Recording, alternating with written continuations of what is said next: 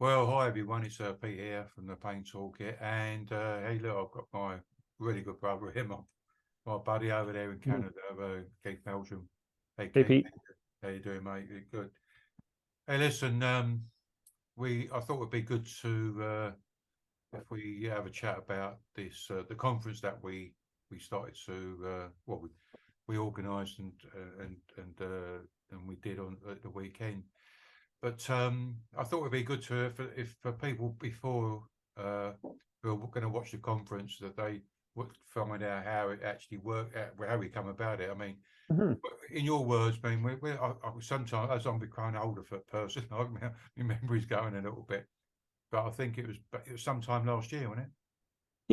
Yeah, we were having sort of one of our chats like we are known to do, and you came up with this idea, and really what we talked about was, you and I know, like many others do, but you and I know how important supported self-management is, and we talk a lot about it, but it's just not well known. It's not presented, it's not taught, and there's lots of amazing conferences out there where things are happening, but nothing that just focuses on what supported self-management is. So you tossed out there, hey, maybe we could organize this sort of online conference where it's just about supported self-management, and that's all we'll talk about. And from there, we pulled something together. Yeah, and I think the other thing that I think the reason why we're doing it is that there are like conferences going on there, like pain management Hmm. conferences or meetings or annual scientific meetings and stuff. Hmm. Normally, we have to be like if we get invited to the conference, like as sometimes it feels like a bit of a Yeah, tick box sort of procedure for them, yeah, And I yeah. think we talked about how with the conference that we organised is that we would in a way role model to so that the conference wasn't just about people who are self-managing and etc., but we would invite the healthcare professionals who Hmm. are out there who are also into supportive self-management. Um, so it's not about them and us. It's about teamwork, isn't it? How we pain management works that way, isn't it? It's only going to work if there's a team effort. So where the people we're paying are working with the healthcare team, healthcare professionals, and also then the healthcare professionals are working with us. Absolutely. And that really is the underpinning to this term, which we just keep putting out there in the conference, was supported self-management. Like you said, it's not us and them, it's working together. And there's lots of words out there and people talk about, working collaboratively and therapeutic alliance, but unless that's real, all those words are meaningless. So when you've got the healthcare provider working like properly with the person living with pain, that's when you see the best results. And that's what we talked about. And focusing this conference on just that, and people who live with pain and the people who effectively help them, and providing information on what both healthcare providers and people that live with pain can do individually, and then coming together to really help people live the best lives they can. So it was just focusing in on the people, not checking a box. This was all about people living with pain and those that effectively help them. Yeah. So what we did, we put our heads together, didn't we, Keith? And we come up We with a did. little list of people to reach out to, and we come. Mm-hmm. You come up. You mentioned Amy Eicher down there Mm-hmm. in America, Yep. and other good friends over there in Canada where you are, Mm-hmm. Virginia McIntyre and Dr. Yep. Owen Williamson. Yep. And then I thought, well, what about we need to go to Australia and New Zealand? Yep. So, Mm-hmm. our New Zealand buddy, or I suppose in a way, I think she's a little bit like a sister to us, actually. Yes. Uh, Yep. Mm-hmm. Bronnie Thompson Yep. over there in Christchurch in New Zealand, and Mm-hmm. also Fiona Hodson, who's now the I think it's vice president of the Chronic I believe so. Yep. Australia. Yeah, Yep. so I got her along, and so anyway, that's how it all started. That's Mm-hmm. how where we got our heads there. Just two dudes having a chat. I think it was on a Sunday night as well, I actually. think so. Something. Yeah. Yep. And so anyway, you're going to watch the conference now. I hope you enjoy the conference, and we'll see you on the other end and just with a final catch up. So thanks for Right watching. on. Yep. Enjoy the conference, everybody. You too. Ciao. Bye. There you go. All right, that's a bit. I'm glad. I'm pleased about that. So anyway, a bit of a rocky start, but onwards and upwards. So well, good morning. It's 2 a.m. in here in the UK, and wherever you are in the world, welcome. And pleased to say that myself and Keith, Keith Meldrum, who's on the call, we started talking about this. I think it might be about October or something last year. I think about doing these. Yeah. So anyway, so I'm just going to Keith's over there on the right hand side or your left hand side, wherever you're watching, and he's helped put this together. And today we've got some people in the background, Katie and Dave. Who Katie's doing the Q&A, and Dave is the technical guy. So got some little bit of a running order here. So each speaker, we've got 5 speakers in this conference, and each speaker will present for 30 minutes, and then 45 minutes, 15 minutes for doing Q&A straight after their presentation. Now, in between each presenter, we'll have a 5-minute pacing break. In self-management land, where myself, Keith, and all the other self-managers presented here, pacing for us is important in self-management, so that we're not overdoing, etc. So between each presenter, we're going to have a 5-minute pacing break, so it allows you to get up and move around, etc. All right, and you'll see one of those coming up. Okay, so you'll know that it's a pacing break.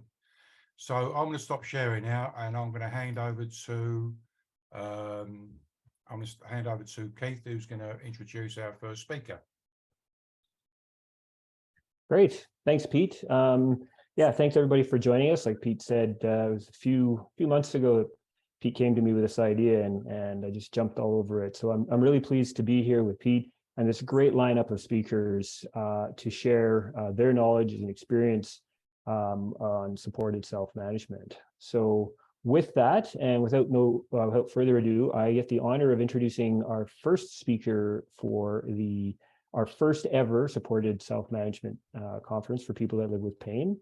And it's Virginia McIntyre. And I'm not only pleased to get to introduce her, but Virginia is a friend of mine. So I'm really, really excited that she agreed to join us. So Virginia is the chair of the Canadian Pain Society, PWLE, or People with Lived Experience Committee, and the president and the executive director of the People in Pain Network here in Canada.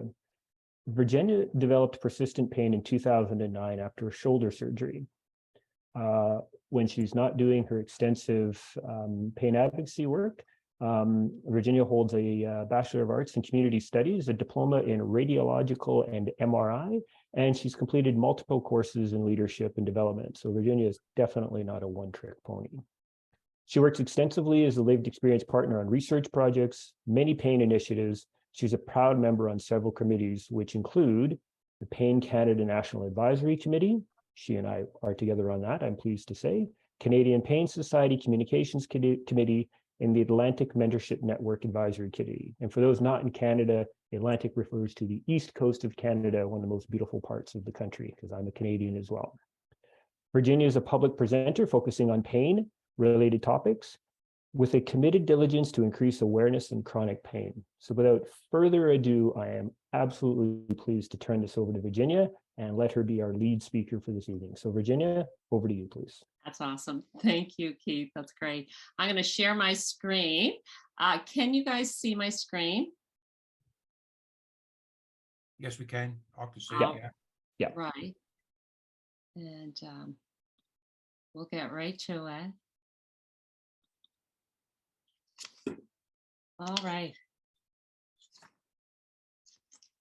Well, welcome everybody to this first Global Pain Self-Management Conference, Support Pain Self-Management Conference. This is wonderful to be here and nice to see this. And as Keith has shared, I am from Canada and I'm from Nova Scotia. It's about 10 o'clock here tonight, but I'm pleased to be here. Virginia, can I just cut in there? We can't see, we're looking at, I think it tried to fire up the screen, but it's, I can't see it. You can't see my screen? No, it was there, but then it's sort of it's just like a white background. All right, let's try again with this one. That happened earlier to us. Can you Okay. see something now? I can see that, yeah. Okay, let's go with this. Sorry about that, guys. How are we there? There Fantastic. you go. Yep. Awesome. Great, thank you. All right, so tonight I'm going to give you a little bit of overview about how I incorporated new daily habits and pain self-management skills into my life, and how these have allowed me to have a joyful life despite my pain hovering in the background. These learned skills and building a support network over time have assisted me with doing a lot of things. I've been able to return to work and really be a functioning member of my family and community. So I'm going to share a little bit about my pain journey and my pain self-management, and hopefully you'll get a good understanding of what I see as successful pain self-management and important with putting the supports into place. I think before I get into that, I really need to share with you a little bit of my story. So if you can see my first slide, it is changing the roller coaster. And that's where the supported pain self-management comes into place. I developed chronic pain in 2009 after what they considered was a successful shoulder surgery. But I was left with this crippling pain and struggling to find care and answers. I tried every medication, every service out there, every treatment that I can get my hand on. And, the pain just increased. I was totally alone in this journey. I faced many challenges trying to find quality care. I certainly wasn't functioning. I wasn't working. I was headed into a disability. I became very isolated, irritable, depressed, anxious, wasn't sleeping, and the list goes on, which I'm sure a lot of people are familiar with. Pain escalated as I hovered in a broken healthcare system. No one understood what persistent pain was, let alone how they could support me in this journey. Looking back, I'm painfully aware that without supports, I really was headed into a state of self-destruction, emotional hurt, all topped on top of this physical pain. As I look back, I see how different it would have been early in my journey if even if one person had walked this journey with me and offered support. Like I said, I was stuck in this broken healthcare system for years and years, misunderstood, mistreated, and I often found myself trying to prove to people that my pain was real, and sometimes even questioning myself. So it was years later, I finally got a referral to the pain clinic, and I met the first person of my team, a brilliant, compassionate pain physician. So he showed me another path, a path of wellness and pain self-management. With his support and the team at the pain clinic, I learned about pain self-management, about what persistent pain is, and this team stood beside me as I headed down a path of wellness and pain self-management. I must say everything is my team over time has changed according to what my needs have been at during the time. I did quickly learn that supported self-management is also about accepting help, recognizing that I may need it, and the importance of build supports around yourself with the team, and a team that you can trust and that values your personal goals. So being able to manage my pain and with supports have allowed me to get off the couch and to do many things. And, on top of what Keith had shared, a lot of things that I do, I am thriving now. I'm contributing to my community and to my family, which I wasn't doing before. I'm a pain advocate, really advocating nationally that pain is real, letting people know pain is real. And that we have the resources and the supports that we need to live well. I'm a lived experience partner on research projects committees, and Keith has shared some of the committees I'm on. I'm the president and the executive director of the People in Pain Network, and I will share more about the People in Pain Network later on, but it is a network that focuses on providing peer support for people living with pain and their families and caregivers. I'm the chair of the Canadian Pain Society, Personal Lived Experience Committee, really recognizing that The lived experience partners are important in everything that we do. And I am a global presenter on speaking at things like this and many other conferences. So we'll get into the self-management and pain self-management. When you get into self-management, it's often thought, which way do you go? So I'm going to provide some tips on how I got started and tips that have helped me along the way. It really is with a lot of trial and errors to get on the way, and assistance with a valuable team. For some things didn't work for me and some things did. And with some assistance and the education from this team, I was able to find some things that were able to lower my pain. Knowledge is really a key part. You need to know what chronic pain is and what self-management is and what tools are out there for us. Team, I built my team. This is what helped get me started. Your team is a support, and your team can be built of many different people, and it's people you trust and people there who identify your goals. My team consists of my pain physician, physiotherapist, my family, peer support, some close friends who live with pain. Like I said, my team has changed over time. Previously, I had an occupational therapist part of my team who's come into my workspace, a social worker. So your team changes. I do goal setting and using the SMARTER. The acronym is specific, measurable, achievable, realistic, timely tools. And we put an ER on it to evaluate and reward. You're going to set your goals, at least if you get them set up a reward. Your team can help you, assist you with goal setting. They can help motivate you, help you set up realistic goals, things that you can do. Because sometimes we bite off a little more than we can chew. Another tip to get into self-management is pacing. And like Peter said, we're going to have our pacing breaks tonight.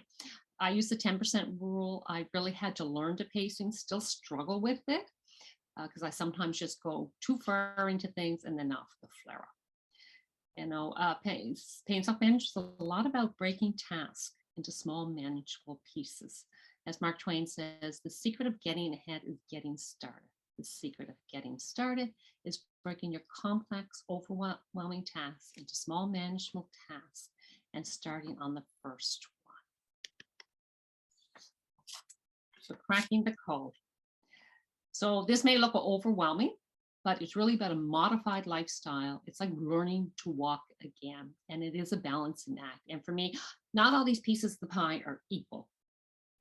It's just, and it could be different for everybody. So I'm going to share a little about each part of my pie and some of the supports I have received that have helped me learn and help me with the pain self-management. So when you talk about nutrition, I've had the supports from a dietitian personally, and with one that comes into our support groups. We'll talk about inflammation,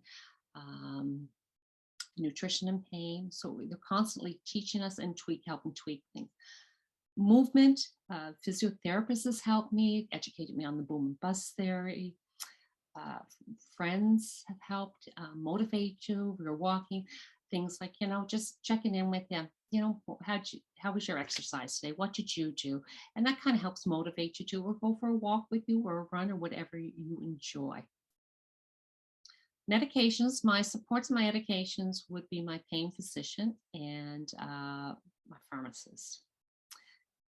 They've helped me develop what works for me and what doesn't. And what's been really good, the more I've used my self-management tools, I've been able to decrease my medications significantly. And they've really been able to help me with that, how to bring things down. Sleep. Well, I don't know about anybody else, but sleep has been a challenge, especially at the beginning. Physiotherapists has helped me with sleep and talk to me about it. Peer support, we always talk about sleep hygiene, sleep positions. And I use a sound machine that has also helped me with the sleep, and the fact that it keeps me from thinking of other things. It calms my mind. Prioritizing. Peter shared about before. You'll see his videos on the 3 Ps: pacing, planning, and prioritize. These are things I look at. I look at every week. I have a calendar and I plan my week and I prioritize what is most important. Often choose the first top 3 things. You can't do everything. Self-care and relaxation. We need to learn to set boundaries, something we have often spoke about in our peer support groups, especially before Christmas. With self-care is also about asking for help. Ask your families, your friends for support, assistance. Let them know what you need. That will really help lighten your load. Mindfulness, I've learned mindfulness through a social worker I used to see, and she would practice it with me within the office, did a recording I could take home and practice it, and then learn to be able to do this on my own. And I find this very helpful. So I'll touch down to the pie words, they're supports. Supports come also in many ways, whether it's your peer support, family, friends, your clinicians. They all can offer support in this journey. Supports can assist you in one way too, is by connecting with them, decreases that isolation, having someone that you can share your struggles with freely, help you troubleshoot in things that you're trying, what works, doesn't work, goal setting, which we have spoke about. And you continue to learn from them and them from you. It's all part of the supports. But a big thing with your supports too is, is the smiles you share and the laughs. That's a part of the supports too.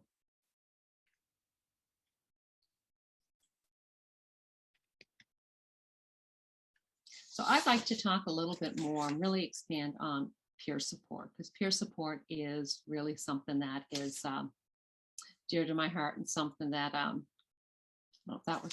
it's dear to my heart, and something I truly believe in with us running the support groups here in the East Coast in Nova Scotia.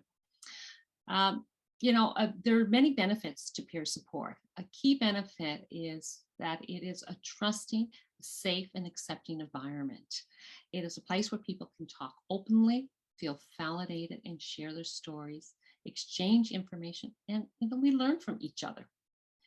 People value the sense of community and belonging based on shared experience, and peer support and our supporters that offers that. It's that community.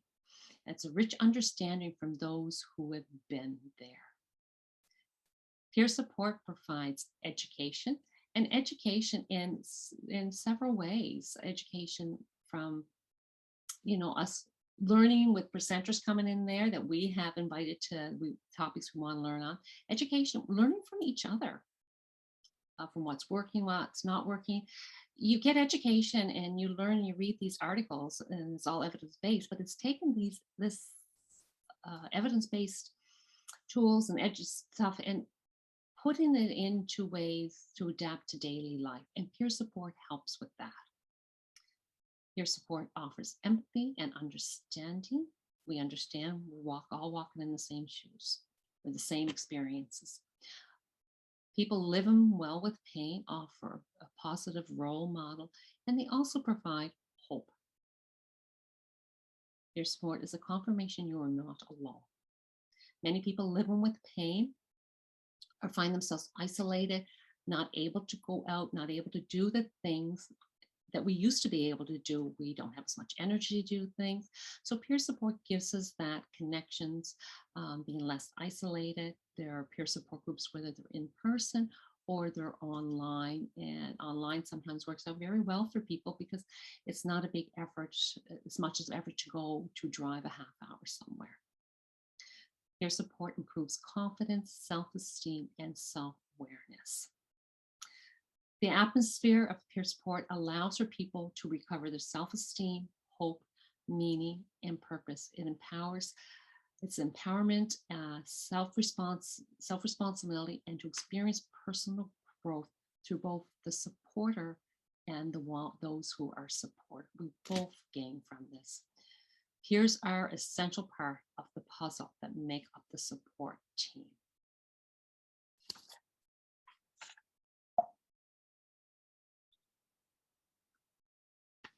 So I'm going to ask you a question, and you kind of think of it in your mind. And,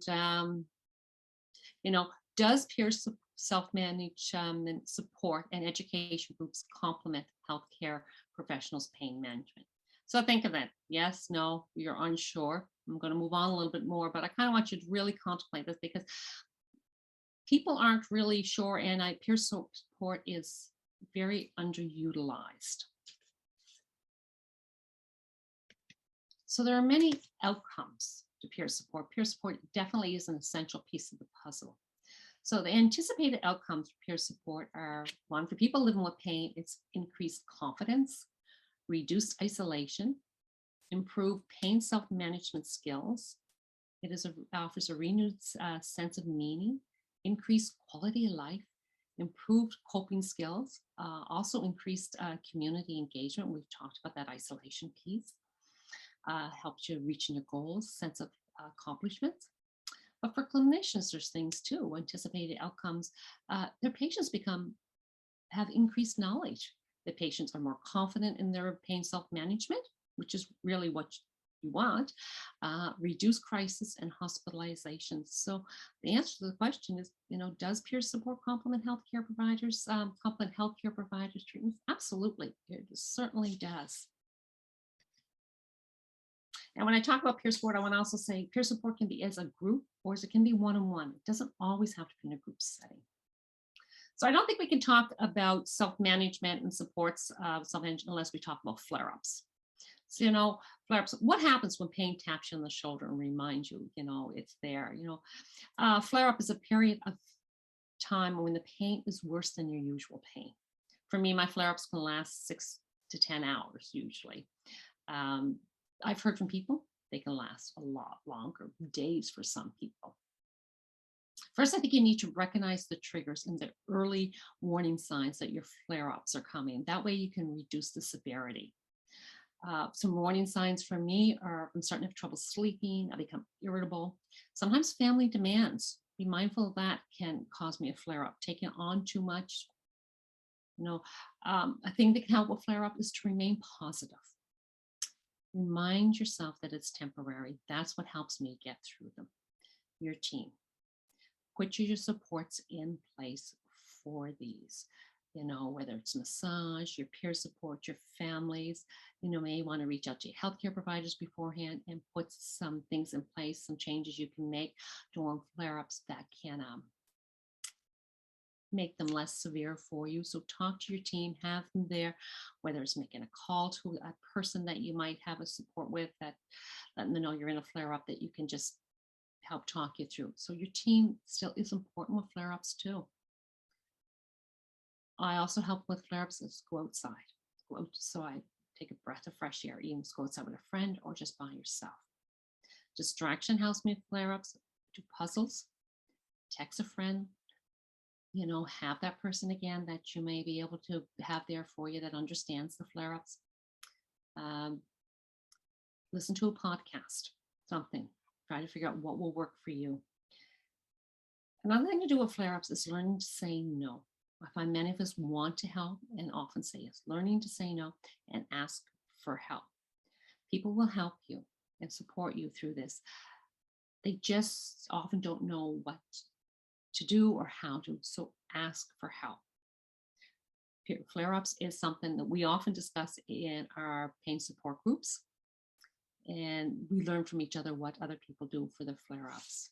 So ask others what they're doing.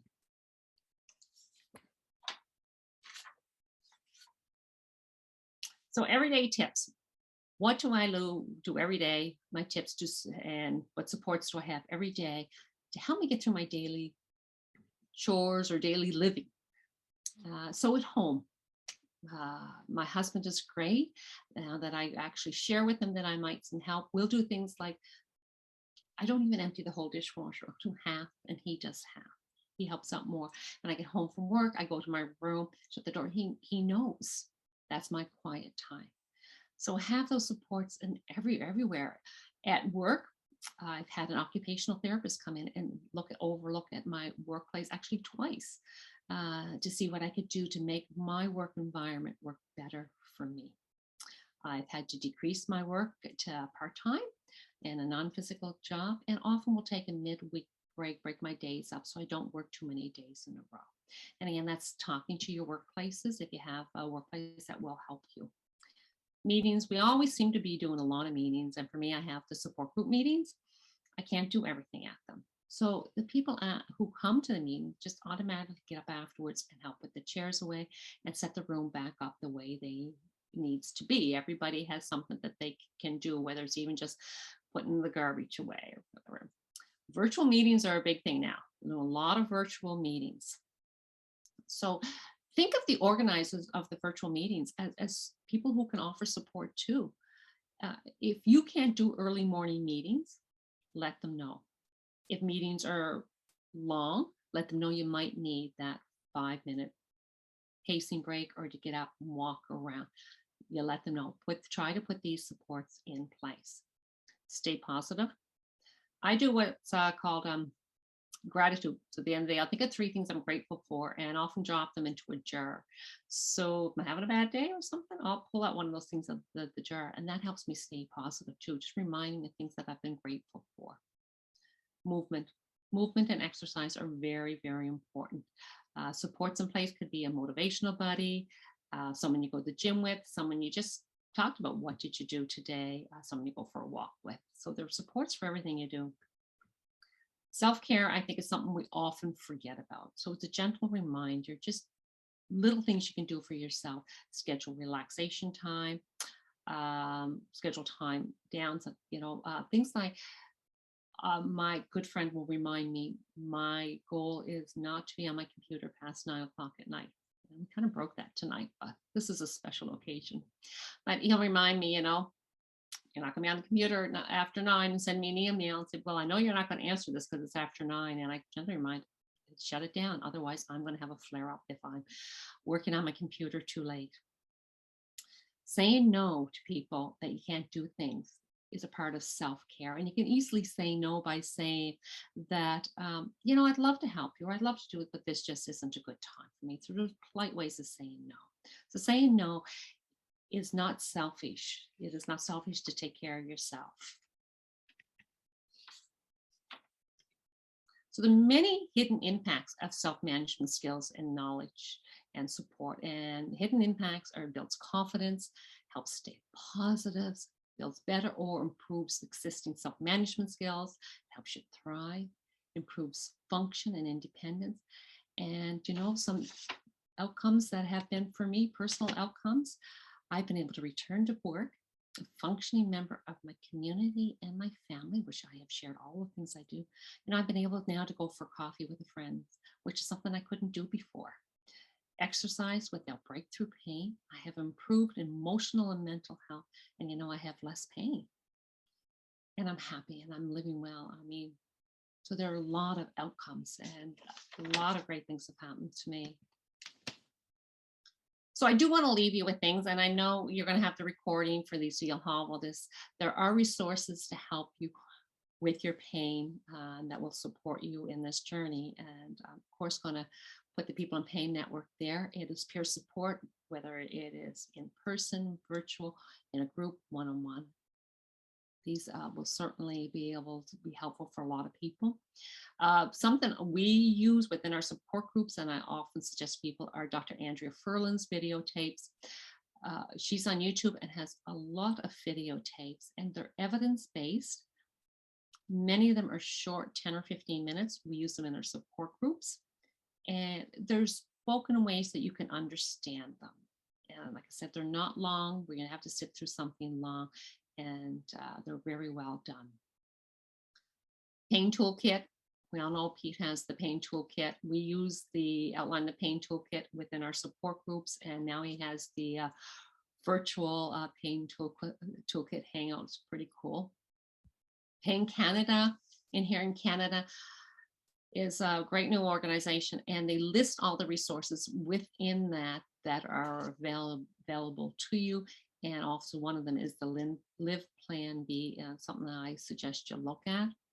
A new organization I've been involved with is the Power Over Pain portal. And that is a portal that offers kind of a step-up care.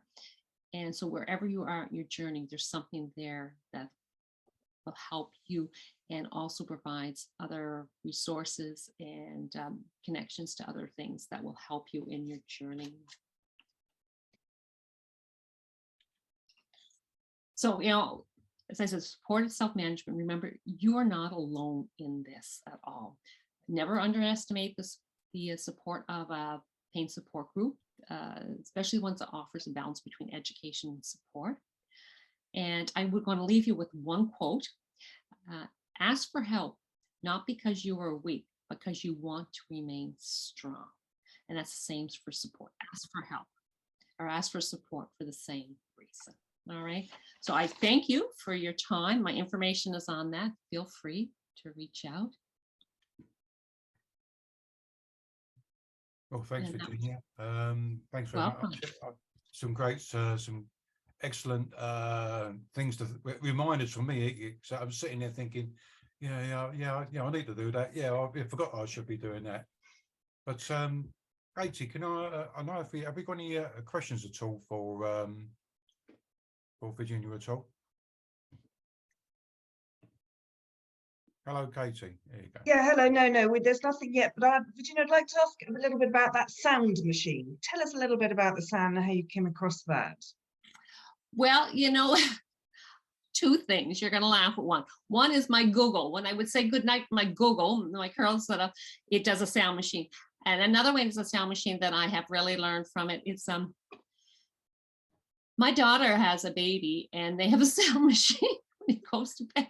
So a couple of years ago, I started using this sort of a tool too. And it's not the same one, it's a little different, but it's like this does. It just calms. It calms my mind. It gets me, if I wake up in the middle of the night, start thinking about other things, to just listen to that. And then I can easily get back to sleep with that.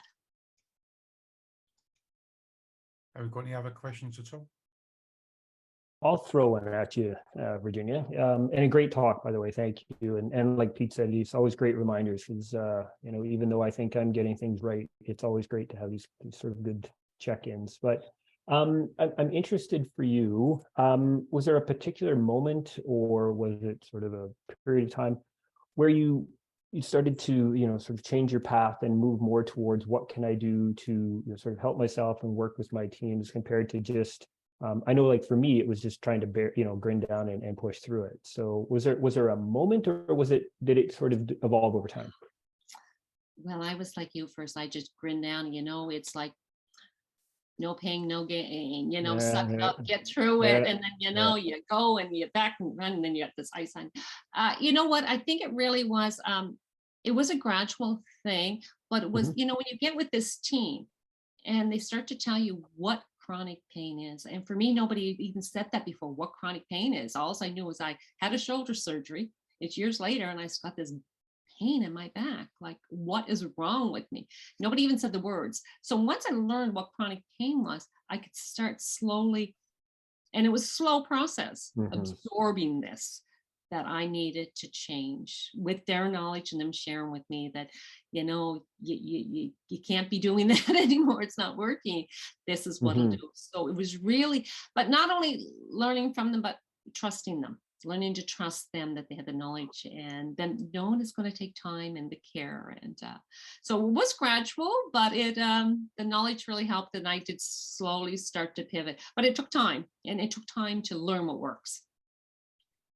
Can I ask you? I think that's Oh, sorry. Okay. I was just going to say, Virginia, I think that's a really important point. Again, I can only speak for myself, but that sort of parallels my experience. I was very stubborn and slow to come along, and having to admit that maybe I didn't have all the answers, and that pushing wasn't the best way. And I needed to, and it was hard to trust others and what they said, because I felt I had been let down for so long. So it was hard for me to admit that maybe I could listen to others. Virginia is talking about, for me, I'm a bit of a madcap on pacing.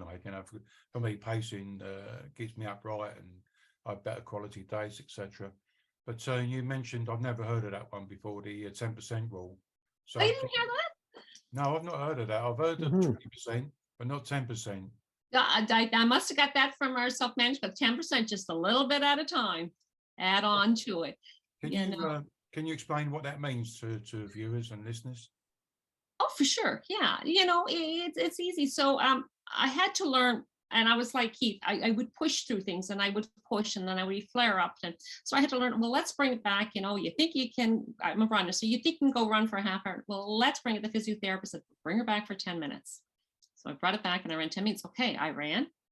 I felt good. I didn't have a flare up. So I'm going to increase that 10 minutes. Not this week. but next week by 10%. Gotcha. So next week it's going to be 11 minutes. Instead of saying, oh, I did 10 minutes, did great. Next week I'm going up to half hour again. So it was a way of teaching me, you just give it a little bit at a time, because you just want to fly it all back up there, and so I think for a lot of people with pain, I've been talking to people with pain for quite a few years now, and we've got this trait of overdoing, and it's that we got to keep up with everybody else, and for us, for people who live with persistent pain, it's about, we just need to do things a little bit differently, and as I always remember my sister Maria, younger sister Maria, used to say to me, keep your business head on, Pete. Because we got to be business-like on how we do it. It's not a grabbing a bit here and there, etc. Like I said, we need a little bit of a battle plan, etc. For me, I think pacing was the biggest. When I went on my pain management program in '96, that was the biggest thing. That was a take-home thing for me, because I really got that, because I was using my pain as a guide as when to stop and start activities, Yeah. But when I learned about pacing, etc., I found that I can actually do more throughout the day, but without increasing my pain and symptoms, etc. And do you find you still struggle with that pacing a little bit? No, not really. No, especially as I become an older fella now. We have a question in the chat for Virginia. Oh, fantastic. So, yeah, Virginia, this is from Susan Shipton, and I believe she's a Canadian as well. And she says, thank you, Virginia. I'm a clinician in Toronto. Oh, look at that. Figured it out. Working with people in pain. Could you please repeat what SMARTER stands for? Which part? I would say all of it. SMART. So specific, measurable, achievable, realistic, timely. And then we had the little ER, and I got that from someone, evaluate and reward. It's that little evaluate, because it's everything working out the way you want, and the reward, because, if you're getting there, maybe you need to reward yourself a little bit. Excellent. Yeah. Any other questions at all? I think they're very, very shy. I know we haven't got any Brits joined us, I don't think, anyway. Not in their right mind, but I know we've seen a few Canadian people in there in the Q&A. Can I just ask another quick question? Of course. What would you when people, I don't know about you, when people contact me, they're really anchored into what I call the medical model. It's like they're waiting for something to happen, as I did back in the day. For me, I was a terrible doctor shopper and therapy shopper. I was expecting everybody to fix my pain, etc. But what do you, when people perhaps come along to your group, or they first contact you and say, well, so what is it that's going to fix my pain like? What do you say to people like that? What do I say to people? You got to be careful, because you don't know what they're ready to learn and what they're ready to hear. And just tell people that, what, you will be okay.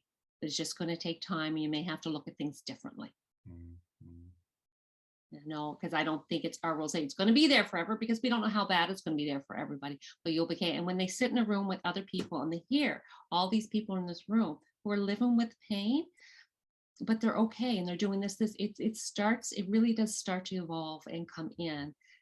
That yes, this is because for someone to walk through that support group door, that's a big thing to come through that door. So now when they're starting to search through that, they're starting to stop searching just for the fix it, they're looking at something else. So I think when they come to the door, they're ready to hear it a little bit, but it does evolve and it does work. I tell you, I always remember, our good friend Joletta Belton down here in Denver, and I was reading, it's quite a few years ago, one of her blogs, and I don't really read a lot of blogs, to be honest with you. I engage more with visual stuff. But there was a line in it. It was about waiting for permission to land, and I think her brother was talking to her something about why is she hanging on, why is she hanging around, sort of thing. And she sort of said, likened it to being in an aircraft and you're going to come into land, and it's like the pilot's waiting for permission from the control tower to actually land the plane. But until they get permission, they have to sort of go round and round and round and round. And she likened it to our journey, really, where we go round and round and round. We're circling. We're waiting for someone to say, "Hey, listen, you know, you can come in and you can be doing this stuff, like, you know." And I think I could identify with that, because it happens, you know, being that doctor shopper and therapy shopper, I think I was waiting for someone to sort of, you know, tell me, "Hey, you know, you can actually, these are the things that you can do to help yourself, like, you know." Yeah. So. And I was the same way, Keith. But the thing was, nobody told me that you have developed chronic pain.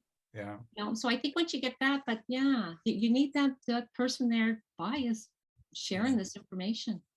We have another question for you, and I would suggest this is probably going to wrap up your presentation. This will probably tie us up. This is a good question. So, you ready? Okay. So this is from Catherine. She says, "What is helpful advice to offer a patient who has chronic pain and is presented to a hospital after exacerbation of their pain condition and have been referred to the acute pain service?"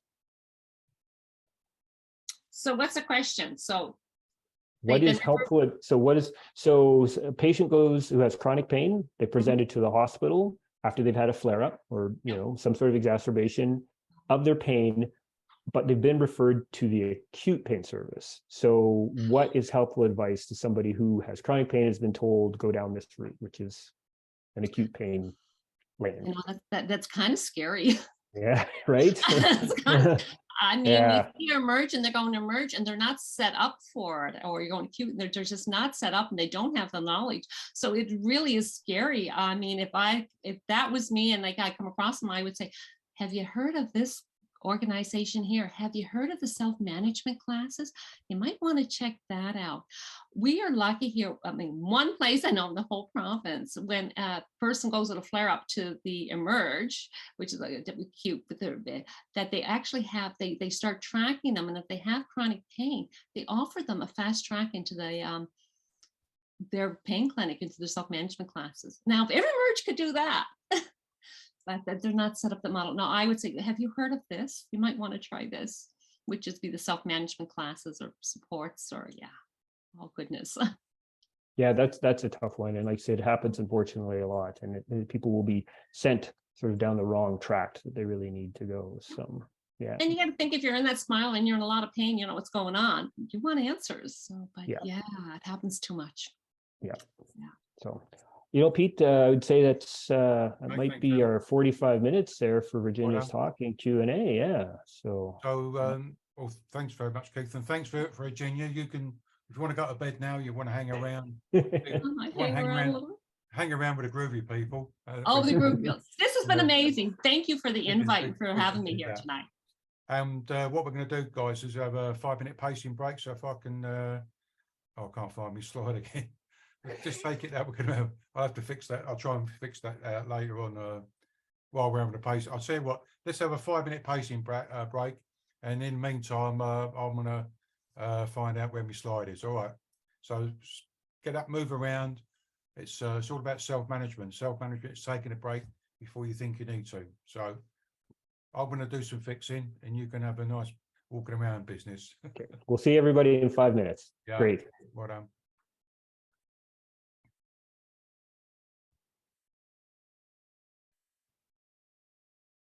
Mm-hmm.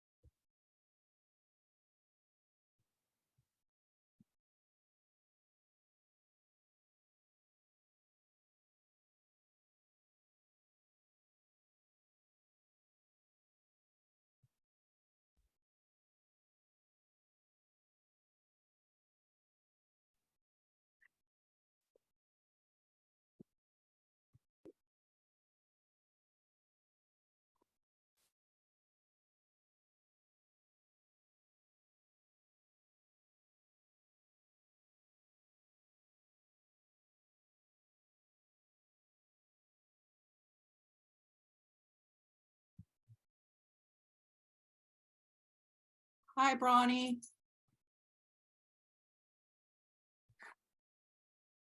You're muted. There you are. I'm not muted anymore. Hi, how are you? Good to Hey, see guys, you. don't say any saucy stuff because it's being recorded. Okay. We never Well, do that. I'll just say I'm happy. I'm happy to see your smiling face. You know, it is 32 degrees Celsius here because, you know, we do Celsius, unlike the Americans, and I am melting. It is just so hot. We're in the middle of a heat wave. Yeah. I would like to be melting. We are currently like, I can't translate because I'm a silly American, but our freezing is 32 and we are 12 degrees colder than that.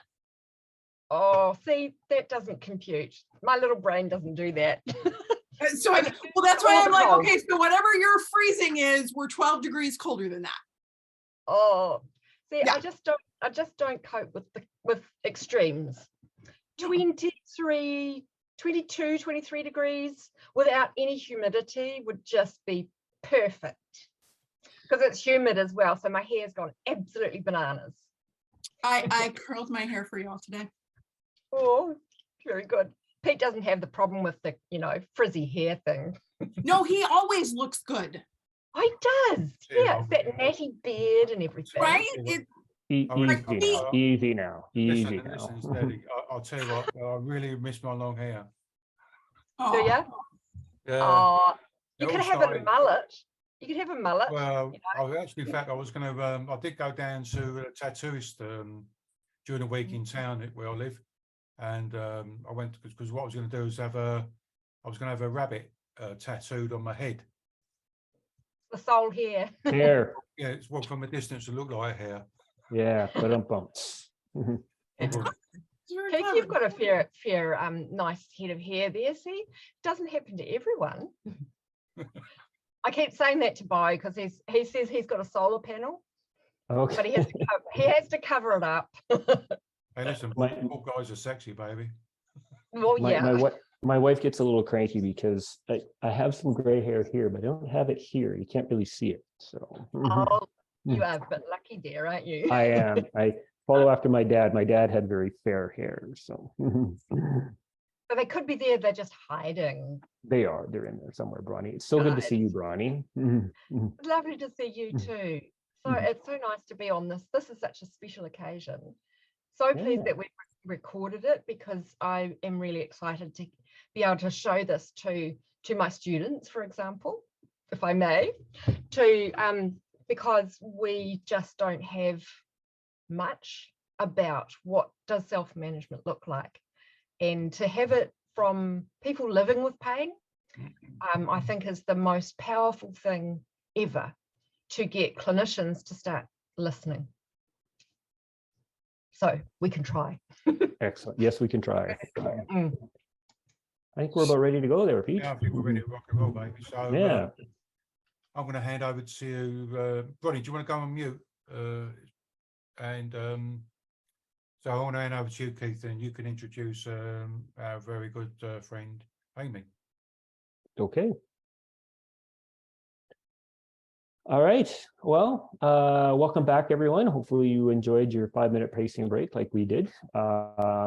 So we're going to carry on now, and I would like to thank Virginia for her great presentation. It was such a great way to start. And we're now going to continue with somebody, again, who I get to consider a dear friend. I'm very, very fortunate, Amy Eicher. So Amy is the best-selling author, of her memoir, Restoring Venus. It's a raw look at her 20-year journey through pain and how she managed to heal.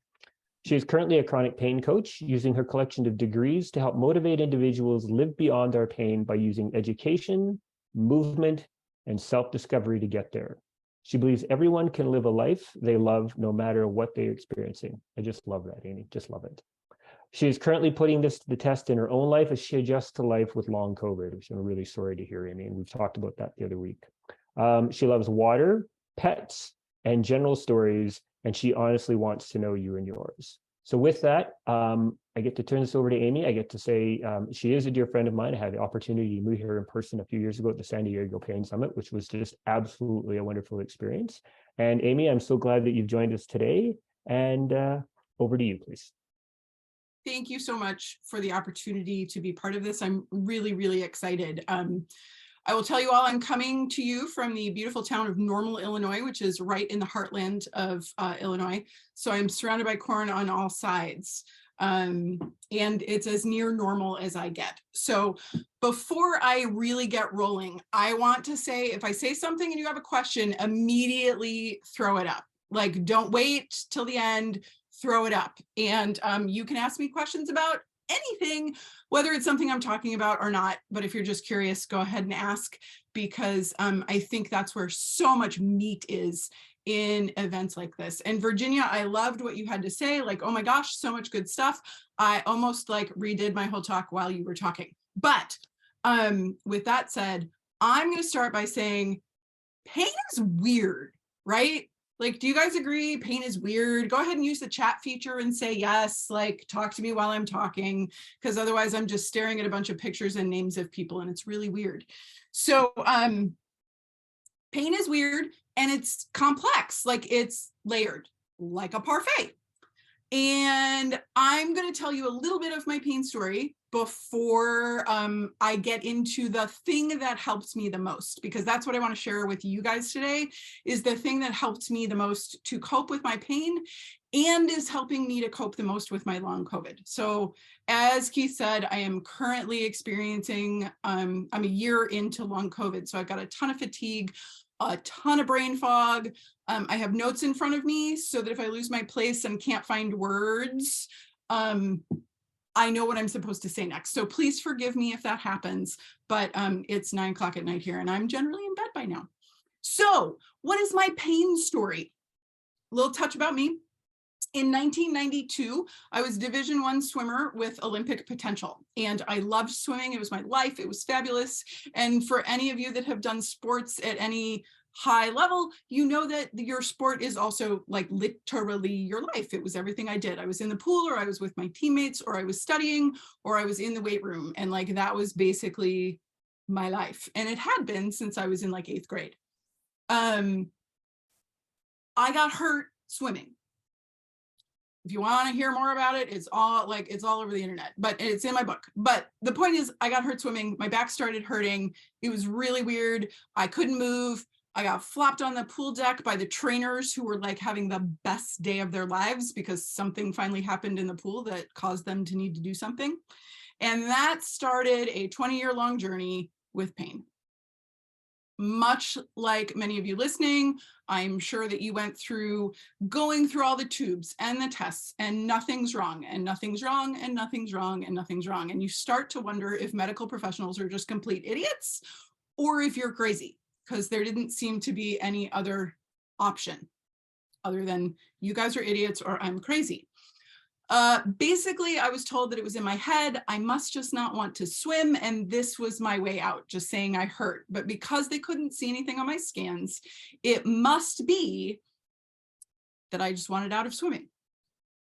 I will tell you that it's not true. But I end up signing away my scholarship. They never put me back in the pool. 18 years later, I still think there's something wrong and I'm unstable and my pain has increased to the point where I'm married with 2 children and I can't be the mom I want. I can't be the wife I want. I'm barely out of bed and like life is to poopy. And I really would like to not wake up in the morning anymore. And I finally find a physical therapist that is like willing to kind of take me on as a client. And we go through a bunch of physical therapy and he keeps putting my pelvis back in place and, you know, aligning me and doing all the things, and it won't stay. And I'm in more and more pain.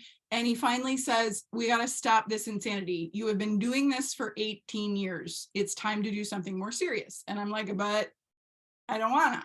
And he was like, right, but your pelvis keeps slipping out of place. So we need to like make it stop slipping out of place.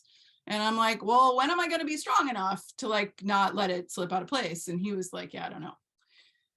So Poor advice later, I go for a surgery that I don't need, and the surgery heals. I now have 5 screws in my pelvis. And fun picture for anybody interesting, I keep it nearby. But there's my pelvis. Welcome to the inside of me. 5 little screws all in there. And they're in my SI joint for anybody that is wondering what you're looking at.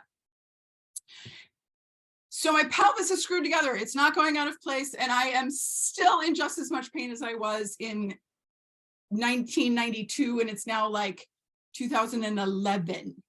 And the pain didn't really change. And I'm like, I have questions. Everybody said this was the thing I needed to do. And then it became, I just needed to get stronger. Well, we tried that for like a year and a half and it still wasn't helping. And so 20 years in, I was like, I give up. Apparently, I'm just going to be in pain for the rest of my life. I got super, super angry, really, really pissy. Somebody tossed me the book Explain Pain by Laura Mosley and David Butler. And I got so angry reading that book that I threw it against the wall. And then I started looking up more information. So for those of you that haven't read the book, it basically says, and I'm completely paraphrasing, that chronic pain is a lot more than tissue damage. And it has a lot to do with our nervous system and the way that we feel inside and outside of our bodies. Now, this is a 30-minute talk, and I am not going to go into super detail about this. If you would like more information on the sciencey parts of this, ask any of the presenters. I'm sure that we can help you get to that information. But my shtick with my peeps is I boil everything down so it's understandable. So we're going to say the nervous system is the thing that needs to be looked at. Like if we have to have something to treat, if we have to have something to fiddle with, the thing that I propose that we look at is the nervous system, because really that operates the whole person, and it's a person experiencing pain, right? Like you are the person living with this experience, these sensations and all of the things that come from that. Well, on my journey after reading this book, I learned like tons. Like I read tons because I'm a reader and I'm a digger and a rabbit hole kind of gal. And when I figured out that the nervous system had a role in my chronic pain and that it wasn't a broken tissue, right? Because all the scans said that there was nothing wrong. So it had to be something else. This idea of my nervous system kind of being in charge of how much pain I feel and when I feel it and how I experience it really rang true with me. Now, I will tell you, everything Virginia said was part of me coming out of pain, right? I felt isolated. I felt alone. I felt all of those things. But we're going to drill down on like the one thing that I feel like was the most important part of my pain journey. So I believe that my pelvis was unstable. I had a surgery to fix that and I was still in pain. And then I was very confused. I had no support at home. I had very little support from my friends. I was misunderstood. I was isolated. And I had a lot of trauma from 20 years of being in pain and not being heard and not being believed. And I had developed a lot of things I thought from that. So when I learned that our nervous systems pick up on more stuff when we have a lot of stress, when we're in fight or flight, when life feels chaotic, when we don't feel heard, that all of these things played into how much attention my nervous system was paying to all these other things, I was like, oh, well, can we change that? Like, can we change like the nervous system's attention to everything going on? And then I learned that fight or flight also has all these chemicals. It's not just a state of being, like emotionally, like that I feel tense or I feel trapped, but that also there's all these chemical responses which are literally changing the sensitivity of my nervous system. And then I started going, okay, well, what do I do with this, right? So here's the talky part, right? Fight or flight, past trauma, feeling stuck, feeling trapped, feeling isolated. All of these things are not awesome for the sensitivity of the nervous system. The nervous system is what picks up on all the information coming up and down the spinal cord and through all the nerves and like all the cool sciencey things, right? So I needed to figure out how to feel safe so I could turn that fight or flight off. So how do you feel safe? If you don't even know you don't feel safe? Well, when I first heard that some of this pain was related to fight or flight and that I needed to be in rest and digest mode, I was like, And then I really started cueing in, like I had to start paying attention to my body. So thing one was instead of just having pain and having this pain experience, I had to start paying attention instead of running away from the feelings that were happening. So I had to learn to sit with this discomfort.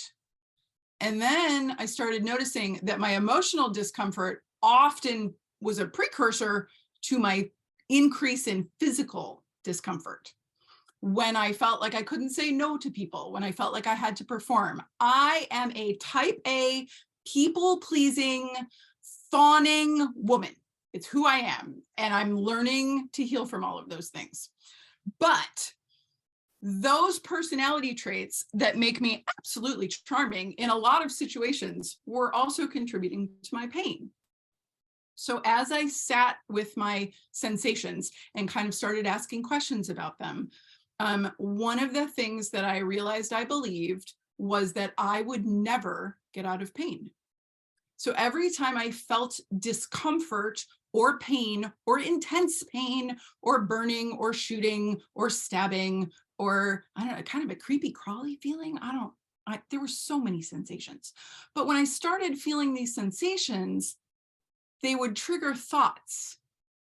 And I would think, I'm never going to get out of pain. It's going to be like this forever. I'm going to end up in a wheelchair. My husband's going to leave me, which he did, but it's okay. Like my kids are going to hate me, which they don't. Kids are awesome and insanely resilient. But these thoughts kept going, right? Like I felt one sensation and all of a sudden I've got 30 thoughts down the way. And now I'm like 90 and I've been in pain every day of my life. And I've been cursed by this pain, never allowed to work or to enjoy my life because nobody can fix me, which is another thought.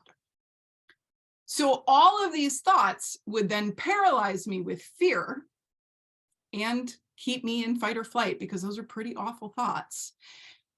And then I would think I must be more damaged because the pain is worse. So then I wouldn't move because of a thought, because of a sensation that I had.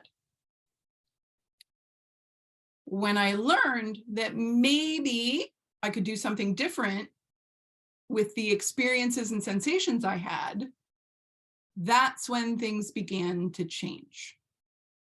So instead of feeling the sensation in my body and thinking I have torn something or ripped something or made something more awful, and that's why I'm experiencing pain, so I should stop moving, which would then cause that other cascade of thoughts, I started thinking, well, what if it's just pain? Like, what if nothing's broken? What if it's safe to keep moving? And then I explored that thought. And in exploring that thought, I would then try different things. Like can I bend differently? Can I lay down differently? Is there something I can do different? And then I found better ways to move. And I found ways to move that didn't hurt as bad. Well, then when I found different ways to move, I was willing to move more. But it started with that initial thought of more pain equals I'm in danger, I'm hurt, I'm broken, and I need to wait for it to get fixed, right? So I started conceptualizing my pain differently. Now, this is not everybody is going to work this way. Like, I like being in my head. I like my thoughts. I like things to be neat and orderly up there. I like stuff to make sense. So if that is like your bent, this is something that should be very helpful to you. But learning to take my thoughts and kind of look at them like I was examining them like something important, really led me down the trail of like, is this thought true? Like, am I really worth nothing as a mom because I can't do the things that I want? Because, wow, there is a lot of guilt and shame in that package of I'm not doing the things that I want to be doing as a mom. And then that led me to ask the question, well, why do I think that this is what a mom is? And what if a mom can be different? What if a mom doesn't have to do all the stuff that my mom did as like the quintessential 1950s housewife? What if I can still be a good mom, even though I don't volunteer at school, or even though I only volunteer for half of the things that I'd like to volunteer for, right? So I started to really figure out what my values were, not the values that my church or society or my parents or my culture put on me, but what was really important to me. And as I started to follow the values and the things that were really important to me, my pain got worse. Because I started laying down boundaries and I started saying no to things and I started doing things that I had never done before. And my body and my brain were like, this is super dangerous. What are you doing? And I almost gave up. But I didn't, because it started to feel really good inside. And I was starting to feel really safe inside by following things that were important to me and not just important to others or things that I'd been told I should follow. So in taking those thoughts captive, in examining them, my fighter and like putting up boundaries and changing the way that I behaved because the way that I thought was changing, even though things got worse for a little bit, like with any load, right? Like when you go to the gym and you start working out again, things are sore and they hurt. Well, this is an emotional load that's equivalent to weightlifting, and we don't tend to think of our emotions or our mental output as part of the load that we need to figure into our pacing. But I promise you, it is. But in any case, as I kept pressing on with these changes and with playing with my thoughts and then playing with what my body was capable of, I was having baby successes that I had not had in 20 years. And that kept driving me to do more and to do more and to do more. And I got to tell you guys, for 9 years, I have been completely out of pain. I have not had my butt pain. Now, that doesn't mean I've never had bouts of back pain. And like every spring I go out after I sit inside for, 5 months because we can't leave because it's so cold, it hurts your face.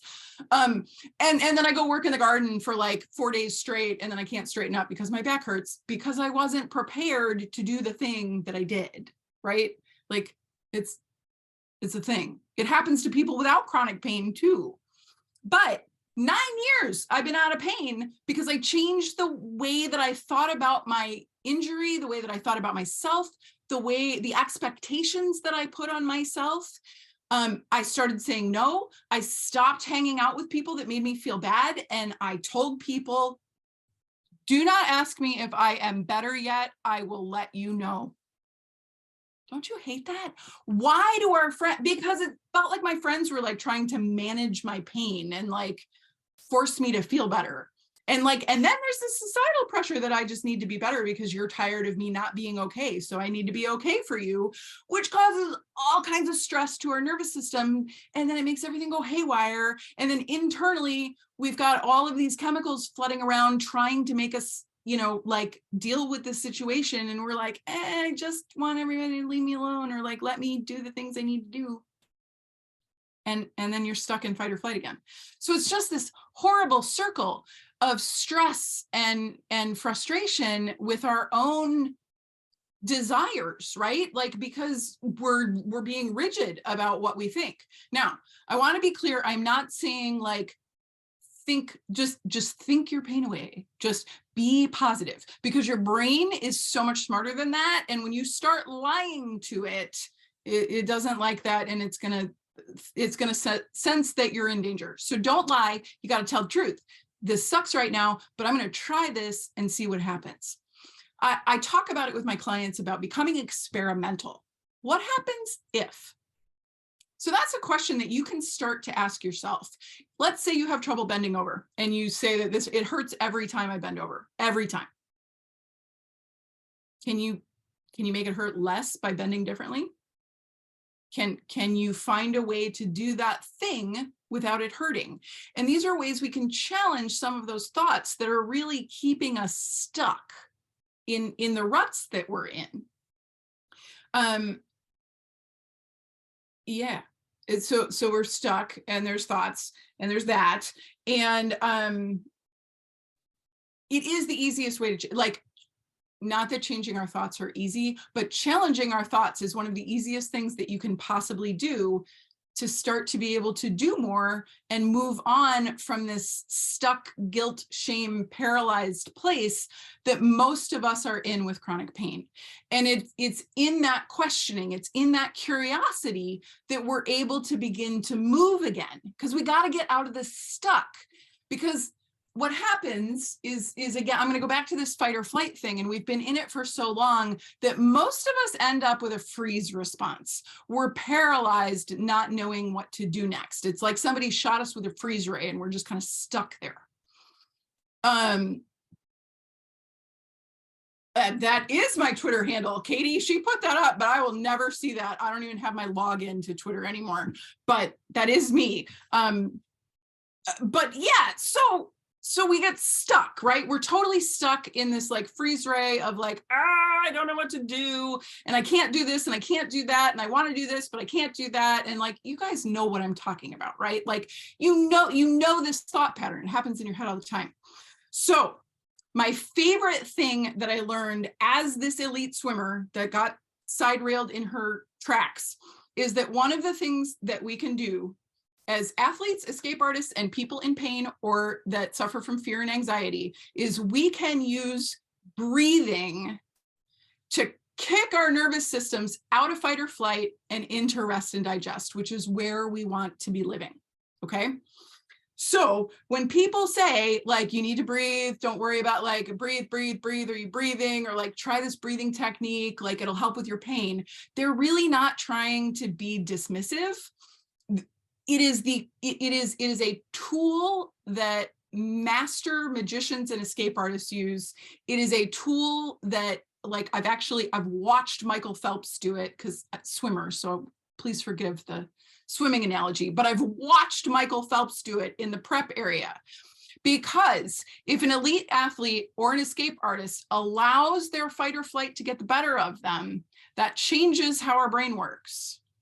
And it's not good. In an athlete, the adrenaline drops too soon, and it's not there when you need it. Like, you need it when that gun goes off and you go off the block. If it drops before that, you've got chemical things happening in your body that are not advantageous towards winning your race. So coaches teach us breathing techniques. And I want to share with you one of my favorites because it's quick and it's fast. And most of the time, if you need to do it in the middle of this supermarket, nobody knows this is. Okay, you ready? So here we go. I'm sorry for talking so fast. I'm going to try to slow it down now. But breathing flips the switch because your brain is like, oh, you're breathing nice and slow. You're paying attention. Bonus points if you tell yourself you're safe. Bonus points if you can say things like, this isn't going to last forever. This is how I feel in this moment, right? So I tend to start with those kinds of thoughts. This is unpleasant and I don't like it, but it's not going to be like this forever. That is my honest statement to myself. And then I take a deep inhale. Go ahead and do this with me. I'm going to inhale. I'm going to hold it because there's something about holding it for me that really works. And then I'm going to sigh. And I'm going to sigh through my whole body, because when I get tense, my shoulders get all up here, and then the pelvic floor is like in my throat, and I just get tense from the bottom up, and then I'm bracing, and my muscles are like this, and they're just trying to hold me together. But that everything just sinks. So let's try it again. I'm safe. I don't like this, but it's not going to last forever. I'm going to be okay.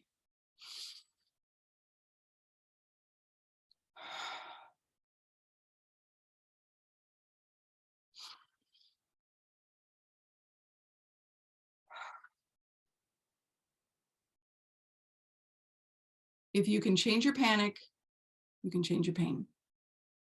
You can do this. Thanks for coming to my TED Talk. Pete, you're muted.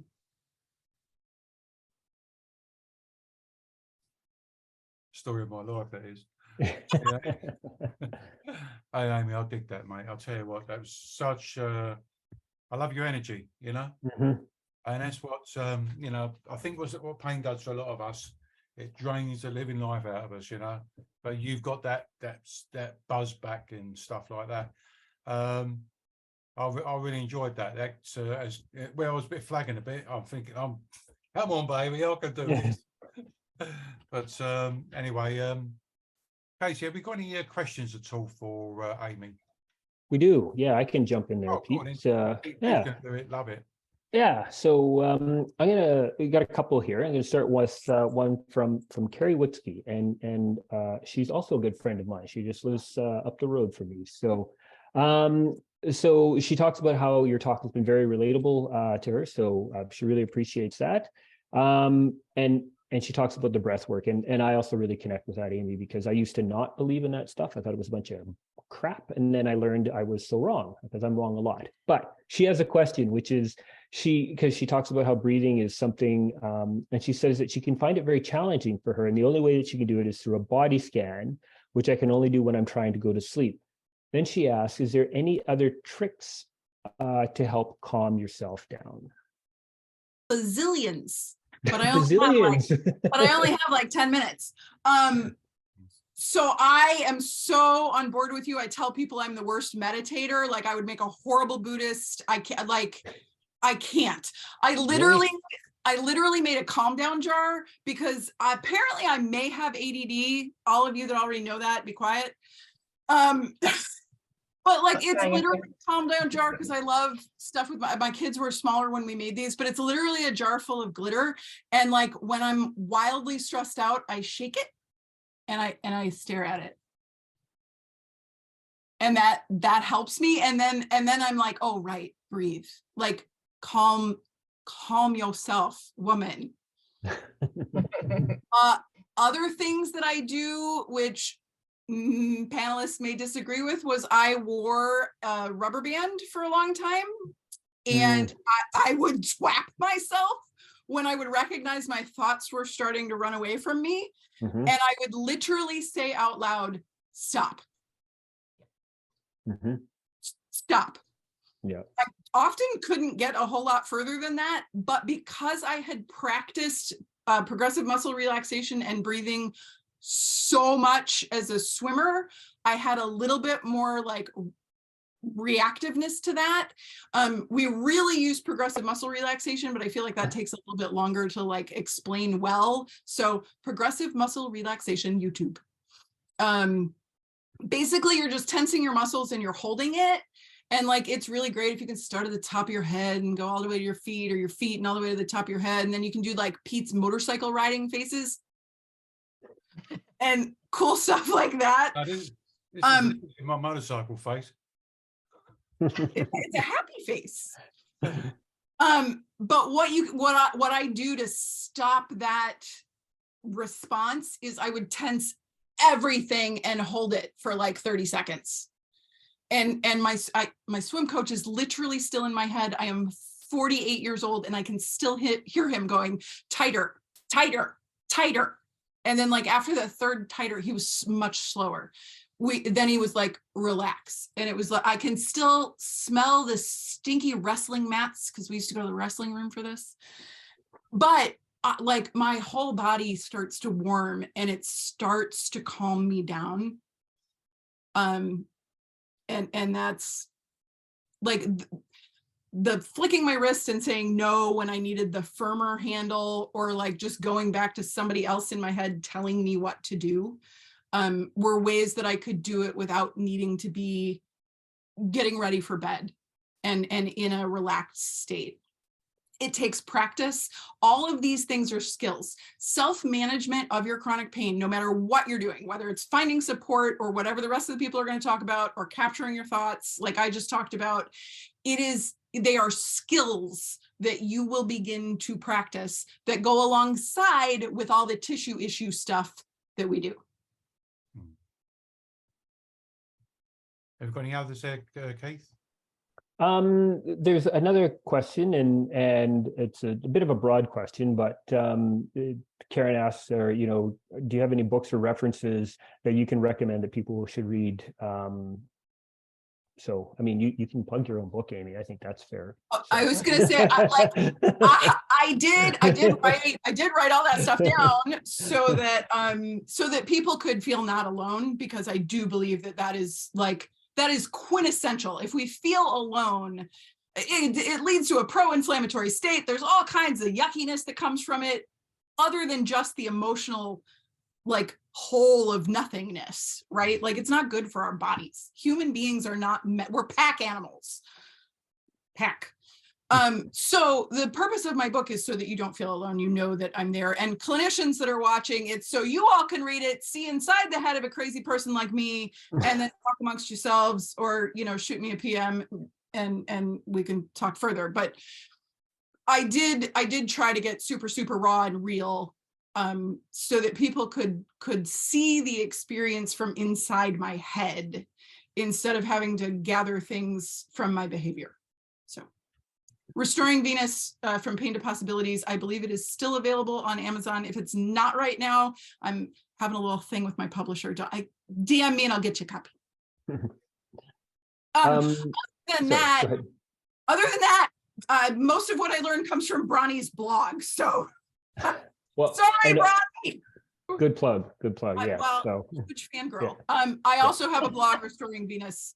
It's got over 100 blog posts with a bunch of random stuff like this. So I don't see any other questions in there, but sort of along the same vein that when with Virginia's talk, and I think you did speak to this, but I always like to tease this out because it's an interesting part of our journeys, and I don't like that term journey, but I don't have a better word for it. So that's what it is. You talk, it is, and I'm just weird that way. That's my weirdness thing. Is I just but anyway, so as you were going through this, and as you said, you were what was it that led you to that moment of being that open to, I need to just sort of go a different way because the way I'm going is just not working. Because it's not, in my experience, it's not something that is instantaneous.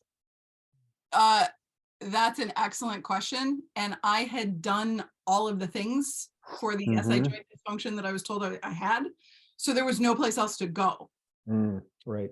So it was really forced acceptance because there was nothing left to do. Everybody had said, if this doesn't work, we don't know what to do with you. Right.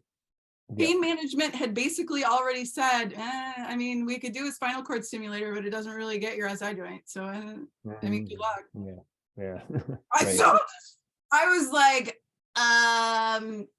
y'all, the injection that you gave me before surgery worked and took away all the pain, but that was just lidocaine. So why did that work, but the surgery didn't? And everybody in my medical world went, I don't know. Right. So it was anger at the system that caused me to go, F you all, I will figure this out myself. So a follow-up question, and sorry, Pete, I'm just going to hog the questions here. A lot of us have been in that position, and my story is not dissimilar. I sort of got angry because I thought I was right, and God, I was wrong. I don't know everything. Just ask my wife; she'll tell you. But do you have any advice before people get that far down that path and into that pace of just absolute anger? Because you can do one or two things. I would suggest you can either be like, I need to figure this out, or you can continue on a path that is really continues to be unhealthy. Is there an opportunity before you get there to veer off, before you get into that anger and that just emotion? I believe there is for most people. I do think a lot of the choices that we make are personality driven, which are driven by personalities that we were born with, but then also events that happen around us as we're maturing, right? So growing up, trauma, parenting, all of those things feed into how we're going to make those decisions. So I want to put the caveat out there that I do think there is some times where you literally cannot make any choice other than the one you're making because you don't know how. So you're doing the best that you can with everything that you know, right? Like, that's just it. Is there a point in everybody's journey where we probably question, why is nothing showing up on scans? Like, are all the doctors that I've seen completely incompetent? Or but the thing is, we don't know what the or is because society tells us, well, you hurt, there's something wrong with you, go to the doctor, they'll fix it. Right. Yeah. So I mean, it's completely reasonable that your doctor, Pete used the word doctor shopping. Like, it's completely reasonable that you're looking for somebody with the right information to tell you why you hurt. And then when people like us come along and we're like, hey, so maybe it's not your tissue.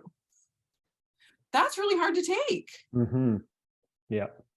So the very long answer to that very good question is, if you, the person listening or the person that you're talking to or whatever, can find a kernel of curiosity, just a kernel, just one, but what if? I like, that's where the room is, because if there is another explanation or another route or something else, like in any of those directions, there's the opportunity for all of this information. If there's only one answer and one route and one way, there's only one answer, one route, and one way, and we're not it. Right. No, I think it's a great answer, and talked to a lot of people and people on this panel and others about that. It's coming to that point of just you said, like, what if, like what if I'm not right? And and like you said, maybe the doctors aren't all incompetent. Let's actually respect that they're highly trained, but that pain is this really weird, bizarre thing. And maybe I do need to look at it a little differently.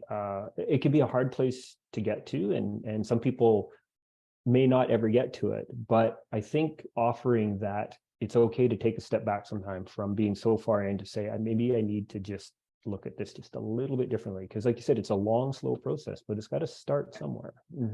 Yeah. Curiosity around anything, curiosity about movement, curiosity about your pain, curiosity about your thoughts. If you can get curious about anything, you're going to conquer the world, man. I'll tell you what I'm really curious about is what Bronnie wants to ask you. My question was really, so who and how did someone tell you this is chronic pain?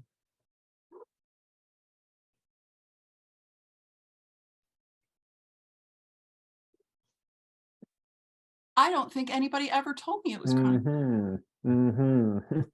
That is what I keep finding out. And I'm like, wait, somebody had to say it, right? And I'm like, wait, that memory is not in the data. I think I said it. I told myself I had chronic pain. Yeah.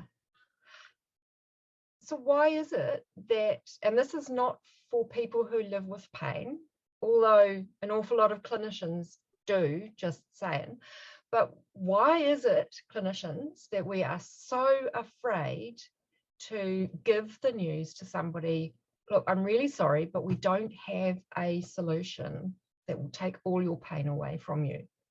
And I get into discussions online so often with clinicians who really don't like that conversation. And my other concern is that we don't know the best way to help somebody understand that this is not an issue in the tissues. And we still don't have a really good model for that. We used to not tell people that they had cancer because we thought that that would take away their hope. And I suspect that we might be doing that with people who live with chronic pain, because the kind of response I get from clinicians is, oh, but we might take away their hope. What do you think about that? Do we take away your hope when we start saying, actually, chronic pain's weird and we don't really know how to fix it? I don't think so, because the conversations that I'm currently having with myself about long COVID is very, very reminiscent of my pain journey. Nobody knows. We don't know what's causing it. The billions of expensive tests, nothing's wrong with your blood, blah, blah, blah, blah, right? Okay. So I'm like, okay, I'm 13 months post my infection with COVID. I have chronic whatever the hell this is. It's chronic. So my nervous system is involved. So what are the things that I can do for myself to manage this? How am I going to manage this? I'm going to do a little bit of reading. I'm going to do a little bit of social grouping, and then I'm going to leave the ones that are not working for me, right? And there's a fantastic question about how do I identify value? And Pete, may I answer that? Yeah. Okay. How do I identify value? Like, that's a great question, and you're going to hate my answer. It's totally individual. It's totally individual. How do you figure out what you value? I guess you keep asking yourself, do I want to do this, or do I want to do this? Do I want to do this, or do I want to do this? If I could do anything, what would I do? If I had all the money in the world, if I had all the energy in the world, if I had all in the world, what would I do? And you keep asking yourself that question until you have an answer, and then you try it. And if it turns out it really wasn't that important, you go on to the next thing. Like, for me, this was super important. I napped today. I didn't do much of anything today because I wanted to have this level of energy for you all. So it meant that I needed to make decisions in my day to make sure that I could be up like I want to be for you all. So I did that because it's important. And then Keith told me to take care of myself, and I appreciated that. Amy, I really Glad you did. appreciate your presentation. I'm just sitting here thinking how we're all connected, all us people with living with persistent pain, I mean, it's the first time I've ever spoke to you. I spoke to Virginia, but for some reason, this thing called pain, persistent pain, it connects us because we seem to have their personalities or our experiences are pretty much a carbon copy of each other. I mean, you were telling me about, your, what do I write down here? Your people pleasing, and, I was thinking, I can still do that now, what's going on? I'm sitting there thinking, what the hell's going on? Why do we have all this? We've all seemed to have these traits, when I talk to people, I ask them, I say, I call it the hook, because they're sitting there looking at me thinking, how does this dude know what I'm going through, and I say, on good days you do more, and on bad days you do less. Yeah. Are you an overachiever? You do more than you have to. Yeah. And I say, are you a people pleaser? Yeah. I said, normally I get 2 out of 3. And I asked someone the other day, how the hell do you know that? But it's that we seem to have that common, with some common thread going for us. I mean, that's a big. I've got Dr. Owen here at the moment about a nice piece of research for someone who's into that thing, I think it creates that soup within and internal and external. It creates that soup that creates the perfect environment for stuff to go haywire and not work right. To me, it's got to be a common denominator. Why do we all have similar experiences? Is it the medical model? That's taught all over the world. Is it? I don't know, but well, we'll have to ponder on that one. Well, and with oh, go on. Sorry, Kate. Sorry, I was just going to say with that, Pete, and not to sort of be the pedantic guy on the time clock, but I think we're probably reached the time. We do have Dr. Williamson who's going to be up with us next, and I think there's a great opportunity to get into some of these conversations, and he might touch on some of this in his talk. Not to put you on the spot, Dr. Williamson, but I just did. So, we got a couple more questions, but I think we might be able to answer those within the chat, Amy. So, Pete, if it's okay with you, I think we're going to have a 5-minute pacing break. So get up and move around, etc. Okay. So I'll see you again in 5 minutes. All right. See everybody in 5 minutes.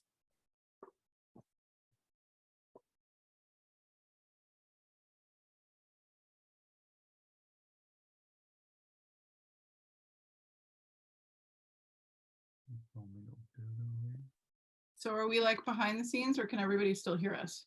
Yeah, I can still hear you. They can. Hi, everybody. Gives everybody an So good to opportunity. see you, Amy. It's good So to see good to you see too. you. Yeah, missed ya. Well, we had so much. Poor Daniel. We like just talked right over the top of him on that podcast. Yeah, why not? Because we do. Well, yeah. Oh, That was great, Amy. Yeah, thank Yeah, you. brilliant stuff. I love that. When you said breathe, I just went, so Yeah. nice, because it's so hot here and sneaky. You probably can't see it. it's fizz something. It's a juicy, hazy, pale ale because it is so hot. I've been sipping slowly, gentlemen. I do get really red because I get so excited, and thank you so much for the opportunity to do what I love. So thank you for letting me share. For those of you listening, I hope that helped. Yeah, it's good, Amy. Appreciate it. We'll Yeah, be in touch.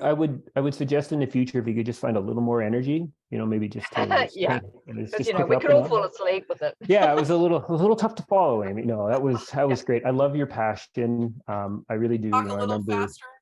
Yeah. Put You more have stuff in and all at once. you haven't. Not ADHD at all. Never. Yeah, you have an important story to tell, and you explain it well. And you've been through it, and like you say, you're sort of pretty much on the other side. But you also recognize that there are times when it still comes back and says, "Hey, remember me," and you've learned how to deal with that. So I just, I really appreciate that you were able to join us. So thank you.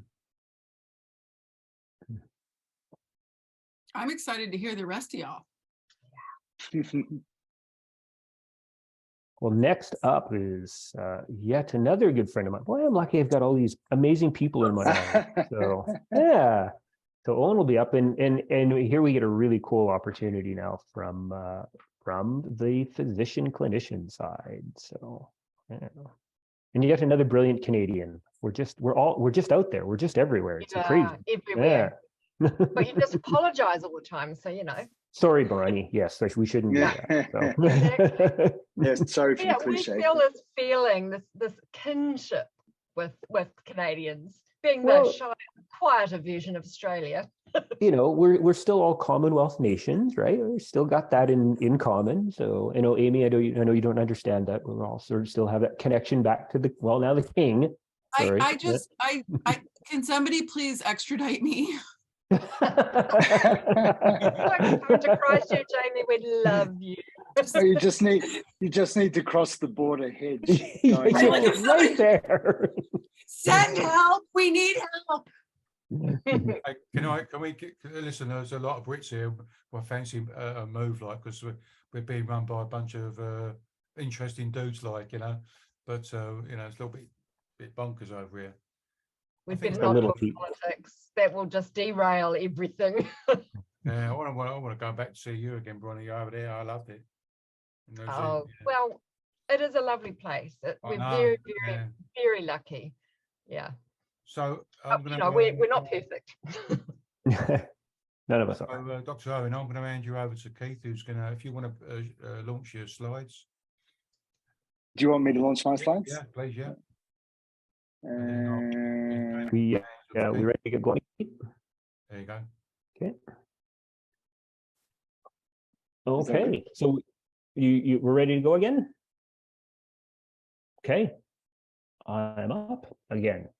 Okay, welcome back everybody who hopefully stepped away for a few minutes to stretch your legs and maybe grab your favorite beverage. Personally, I'm having my favorite, which is water, and it is just water. So next up, I get the privilege of introducing somebody who not only do I respect as I did the other speakers with their knowledge and experience on people that live with pain and how to help them, but again, somebody I get to consider as a friend of mine. So we have Dr. Owen Williamson with us. And Professor Williamson practiced in Australia as an orthopedic spine surgeon and pain medicine physician before migrating to Canada. Thank you for coming. in 2011, where he continues in clinical practice as a pain medicine specialist. He's an adjunct professor in the School of Interactive Arts and Technology at Simon Fraser University. That's where my wife went to school, just so you know. And an adjunct associate professor in the School of Public Health and Preventative Medicine, the Monash University in Australia. His research interests include virtual reality in the management of chronic pain and the development of integrated pain management networks. He's been the chair of the International Association for the Study of Pain Ethical and Legal Issues in Pain Science Special Interest Group, and was the International Association for the Study of Pain co-chair of the 2021 Global Year About Back Pain Task Force, and with people living with persistent pain and their carers, led efforts that resulted in the founding of the Canadian Pain Task Force. And personally, I can say I had the privilege of, in the global year about back pain, and actually working with Dr. Williamson on that. And I still consider that one of the highlights of some of my advocacy work. That was great work. So, so with that, I will turn this over to Dr. Williamson, and I'll probably hang around a little bit in his talk because I might jump in now and then. We'll see how it goes. But for the most part, over to you, Dr. Williamson. Great. Thanks to Pete and Keith for inviting me to take part in this webinar. It's been a fantastic journey for me to be involved in supporting pain advocates, and as far as Keith being involved in the Global Year Initiative, I made, as a co-chair, made it my top priority to actually involve people living with pain in the day-to-day activities of that task force. And for me, the greatest achievement of the task force, from my personal point of view, was promoting the voice of people living with pain. So thank you for inviting me along again, giving me yet another platform. I'm afraid I'm not as quite as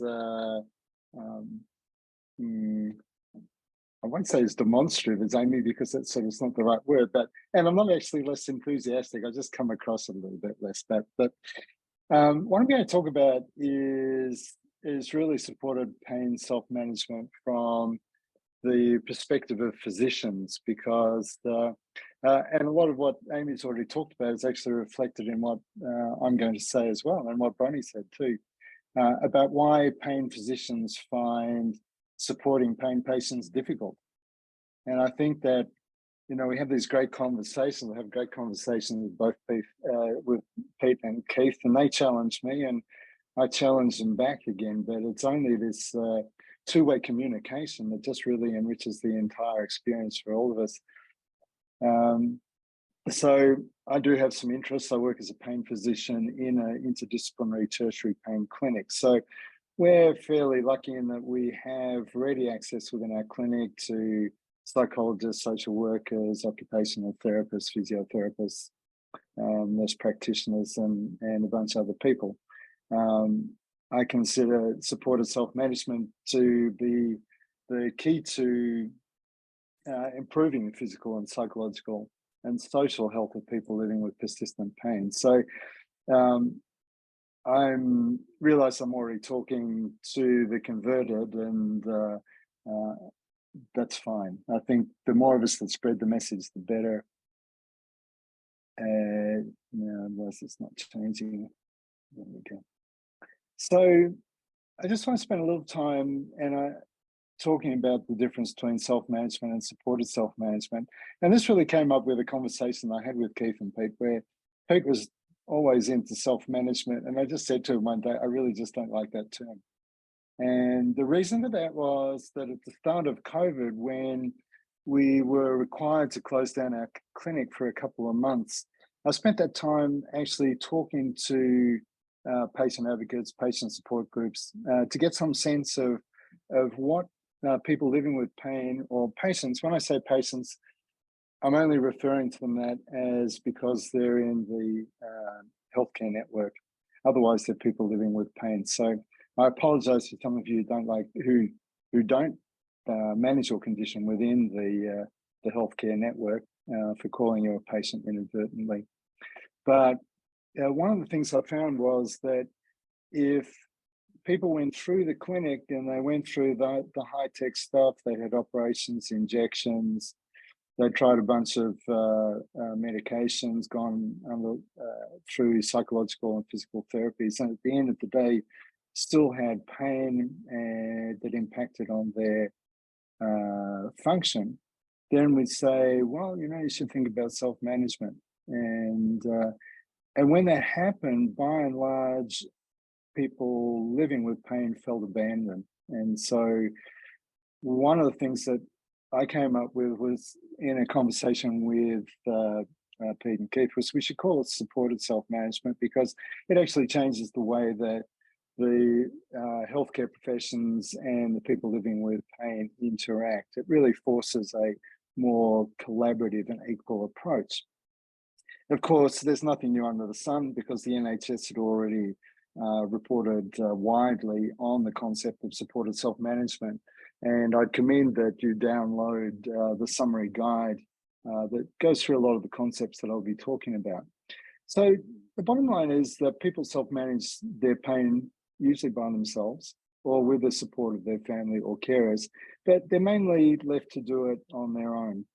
And what studies have shown is that more than 40% of people living with long-term conditions, including pain, don't have the knowledge, skills, or competence to manage their health and well-being on a daily basis. So these are the people who are falling through the cracks. And as a result, they often have a lower quality of life and make more use of primary care and emergency services than those who have these skills. On the other hand, people can be supported to develop these skills. They can be motivated, they can be given knowledge, they can be given the skills. And this is all aimed at improving their confidence in being able to manage their own condition. The unfortunate fact is there will never be the medical resources to care for everybody living with persistent pain, let alone everyone living with other chronic diseases. And so we have to look at other approaches. What we do find is that when people do acquire the knowledge and skills, they have an increase in self-efficacy, which we can refer to as the belief in one's capacity to execute a behavior or course of action in order to reach a desired goal. And studies have shown that increased self-efficacy has a positive impact on health and social outcomes, personal experience, and appropriate use of services. And a lot of this is when we talk about resilience or self-efficacy in pretty much the same words, and these balance, the fear that people have when they're required to manage something that people don't understand and is invisible. And so there is a good evidence that supported self-management has a positive impact on healthcare. And so there's been very little work done so far on supported pain self-management, but in the context of low back pain and osteoarthritis, it has been shown that increasing people's knowledge and skills and confidence reduces the impact on the healthcare services. And so from that point of view, it's really in everyone's best interest that people are taught self-management techniques and are supported in doing so. So we can look at supported self-management in two broad categories. One is just the healthcare worker saying, here's a bunch of techniques and tools that might help you. But I think a more important way to view supported self-management is looking at the transformation in the relationship between people living with pain and those that care with them, and making it into a more collaborative and equal partnership. And so along these lines, people living with pain shouldn't be just seen as patients with symptoms or different conditions, but they really need to be seen within the context of their life and as a whole person with skills, strengths, and attributes that can be worked on to help them manage their condition. And really, this is what physicians should do. They should be exploring the level to which people have the skills to self-manage and assist them in a way that enables them to develop those skills, and particularly in a personalized way aimed at facilitating what actually matters to the individual person. There have been various stages of supported self-management proposed. There's a planning stage, And really, from a physician's point of view, it's exploring what patients' values are and then coming up with realistic goals in terms of enabling someone to realize their values. It's involved in shared decision making. And one of the things that's really important, it was going on before with Amy was alluding to it and Bronnie as well, is defining someone's readiness to change.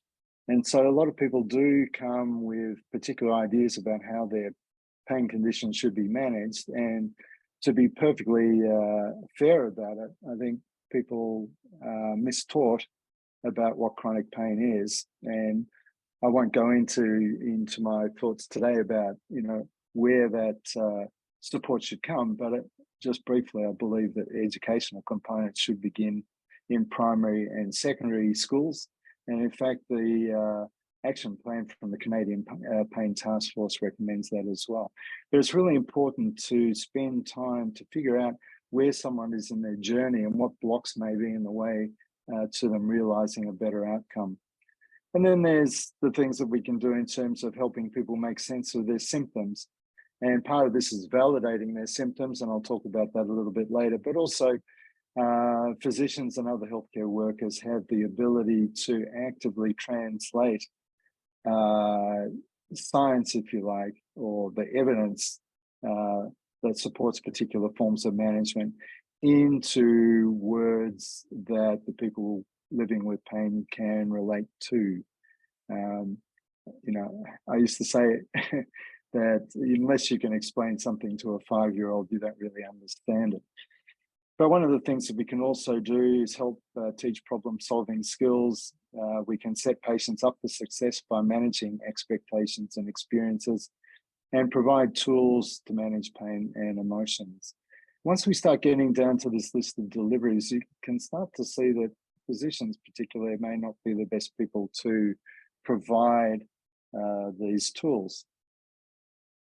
And then what we need to do early on is evaluate goals and patients' understanding of pain, and then assist them in planning for action and supporting it. So how can physicians support pain self-management? Well, we can assess persistent pain from a biopsychosocial perspective. And that's really important. I think a lot of my colleagues, my pain physician colleagues, this is what they do every day, but many of our other colleagues don't really understand this perspective, or they just focus on the bio. It's just critical to evaluate people in the context of their current situation and also their past experience, because that informs the way that they'll behave under particularly stressful conditions. Physicians are usually pretty good at excluding serious and progressive underlying causes for pain, things like cancers, infections, and fractures. And they should be good at explaining the difference between acute and persistent pain, talking about control, not cure. And we had a brief conversation offline about how this is difficult. And I totally agree, because telling someone they've got persistent pain with no cure sort of falls into the same category as, back in the day when I started my clinical practice, telling people they had cancer or they had HIV/AIDS. It's also like telling people that they have the disease of addiction. But unless you actually put the words on it, people will tend to avoid it. And I say this all the time. Back when I was a spine surgeon, my registrar would ring up and say, well, I've got this guy here who's been injured, he's got broken legs and he's not moving his toes. And you say, so he's paralyzed. And you go, no, he's just got broken legs, he's not moving his toes. He's paralyzed, right? But there was this idea that that was just a diagnosis that you couldn't give someone because the consequence would be overwhelming. But in fact, unless you say the words, you have chronic pain, early in the course is patients will always stick to the acute pain model, and that will be detrimental to their ongoing care.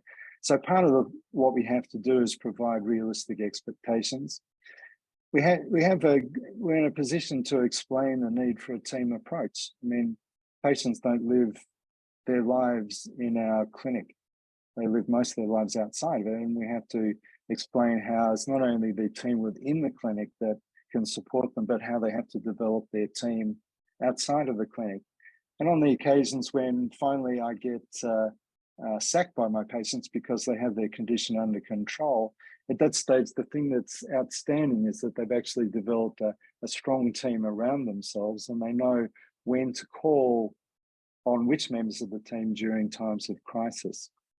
One of the things I always do is provide a pain prescription, which is just a piece of paper with tick the boxes on it for resources that I think might be helpful. And of course, at the top of that would go Pain BC, because we're in BC, but they've got a huge case of resources in multiple different formats to encourage people to and provide them with the information to manage their condition.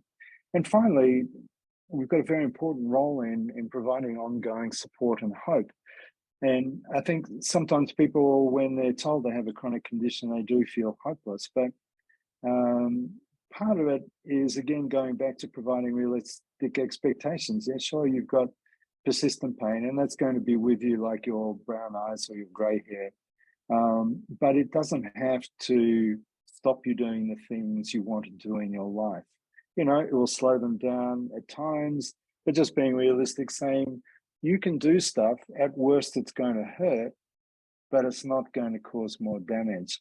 And a lot of people actually find that is a very helpful message to get, and does give them hope that their life is not over. They can persist as long as they just manage their pain. This is what physicians find hard to do. They find it hard to engage with people who believe they have a treatable underlying cause to their persistent pain. And sometimes these discussions can be very difficult, and they can be very challenging towards the physician, you know, because you get the statement, if you're a competent physician, you would find the cause of my pain. And we just have to live with it, that sometimes you say, look, I'm really sorry, I can't find the cause of your pain, but what I can say, it's not coming from something that's nasty or dangerous or progressive. And then we can introduce sort of the neurobiology of pain and the importance then of both the bio, but also then the psycho and the social aspects. It's hard to engage with people who deny the importance of psychological and social factors. And we get this all the time. You're saying it's all in my head. And I say, well, you know, really, pain is constructed by your brain, and your brain is inside your head. So I guess from that point of view, it is all in your head. But I say the one thing people don't like, and again, it's another stigma, right, is that they don't want to have their pain dismissed as being some mental health disorder. I mean, both of them can be equally disabling, but there seems to be amongst the pain people more of a concern about being seen as having some sort of mental health disorder. So I say, no, this is not a mental health disorder. This is pain. This is what it is. And, you know, if they want to have a discussion about what actual mental health disorders are, I mean, that's a different discussion too. The other problem we have is engaging with people who believe investigations show pain. The MRI scan clearly shows my pain is due to spinal stenosis. And this problem I largely put on physicians. And they say, you know, well, here's the cause of your pain, so now I can send you somewhere else. I don't know what the cause of your pain is. I'll order an MRI scan. You'll wait 9 months, and at the end of the time, then I'll be able to send you somewhere else. And it's a real delaying tactic. But the bottom line is that the best way to deal with the perception that investigations are critical to understanding a person, the best way to deal with that problem is through public education. And there have been a number of studies, particularly related to low back pain, that show that simple education programs do a lot more for changing public beliefs than individual discussions with physicians. So sometimes I find it frustrating when I know that another physician has taken 5 minutes to write out the requisition, and then I have to spend an hour explaining why the words on the page are not relevant to their condition. But that comes with the turf. We have problems with people who have a very passive approach to their own condition, And these particularly are manifested people who say, you have to fix my pain.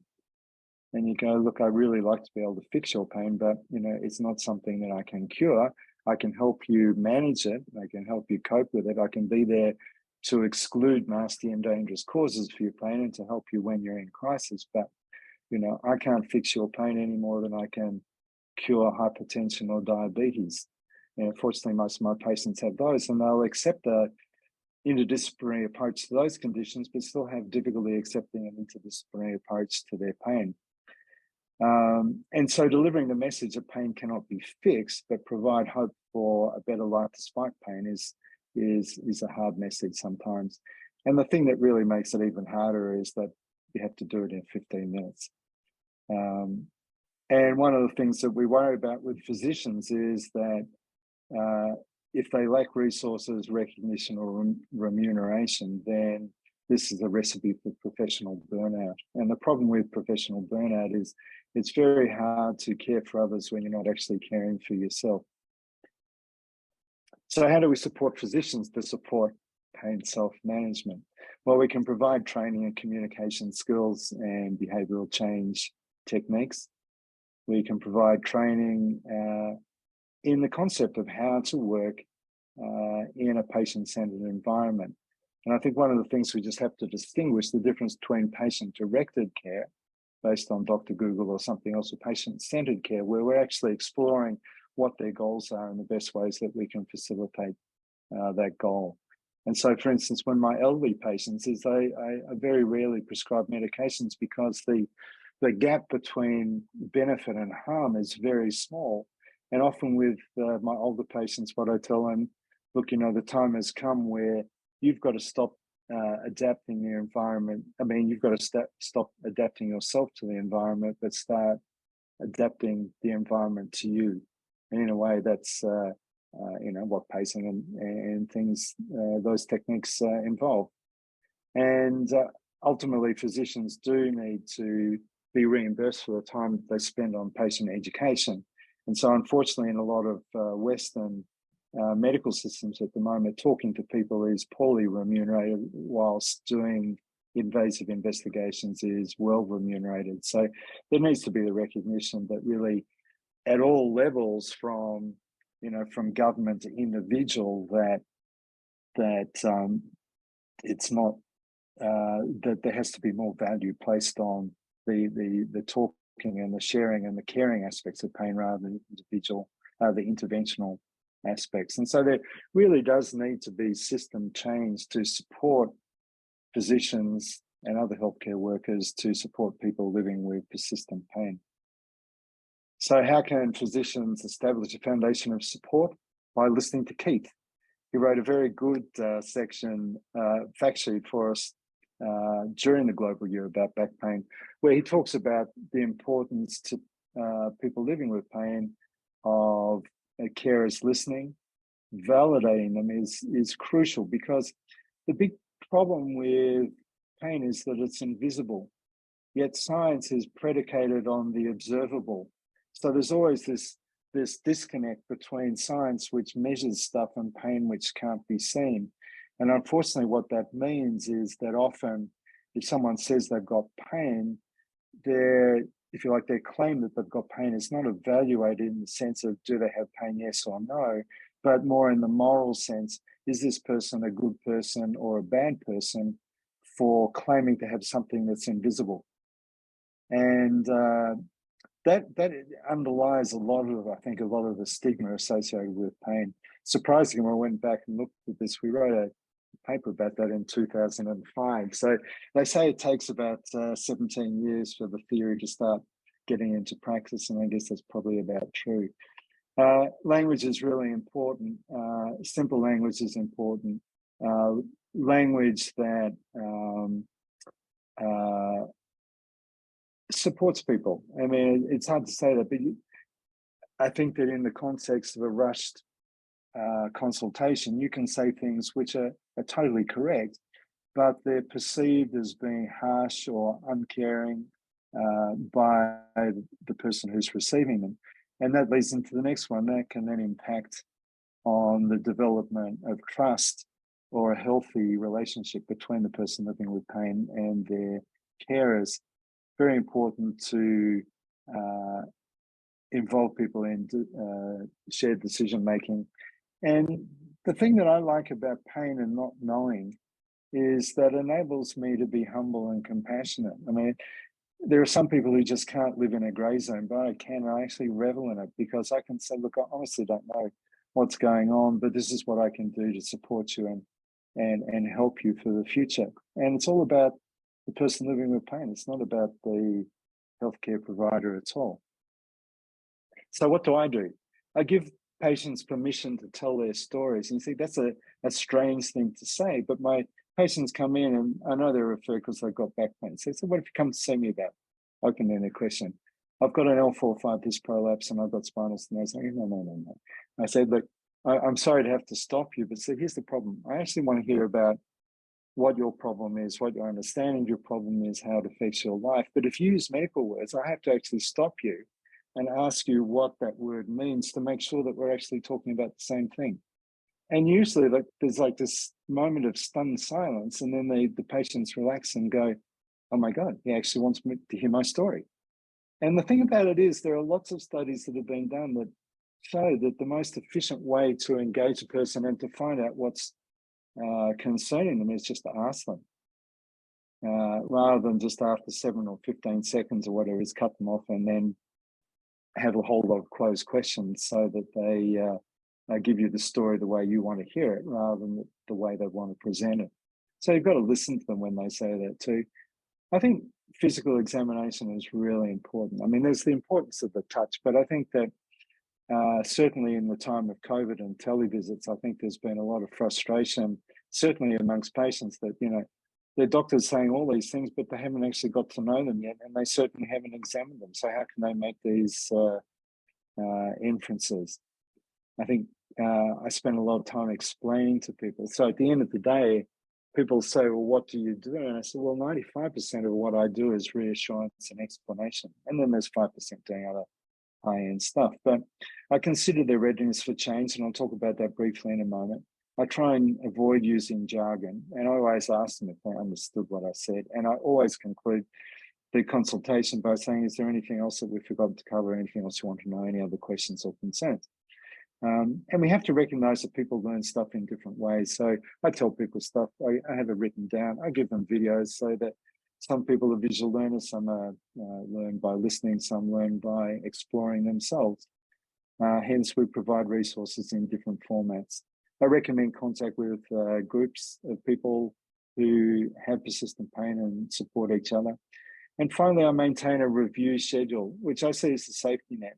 And so even if I'm not doing much for someone, them knowing that I'm on the end of the phone or I'm happy to see them in clinic and I give them a choice, I provide that safety net. And when they do that, they find that they'll come in and say, well, I had this really bad pain 2 weeks ago, but now it's better.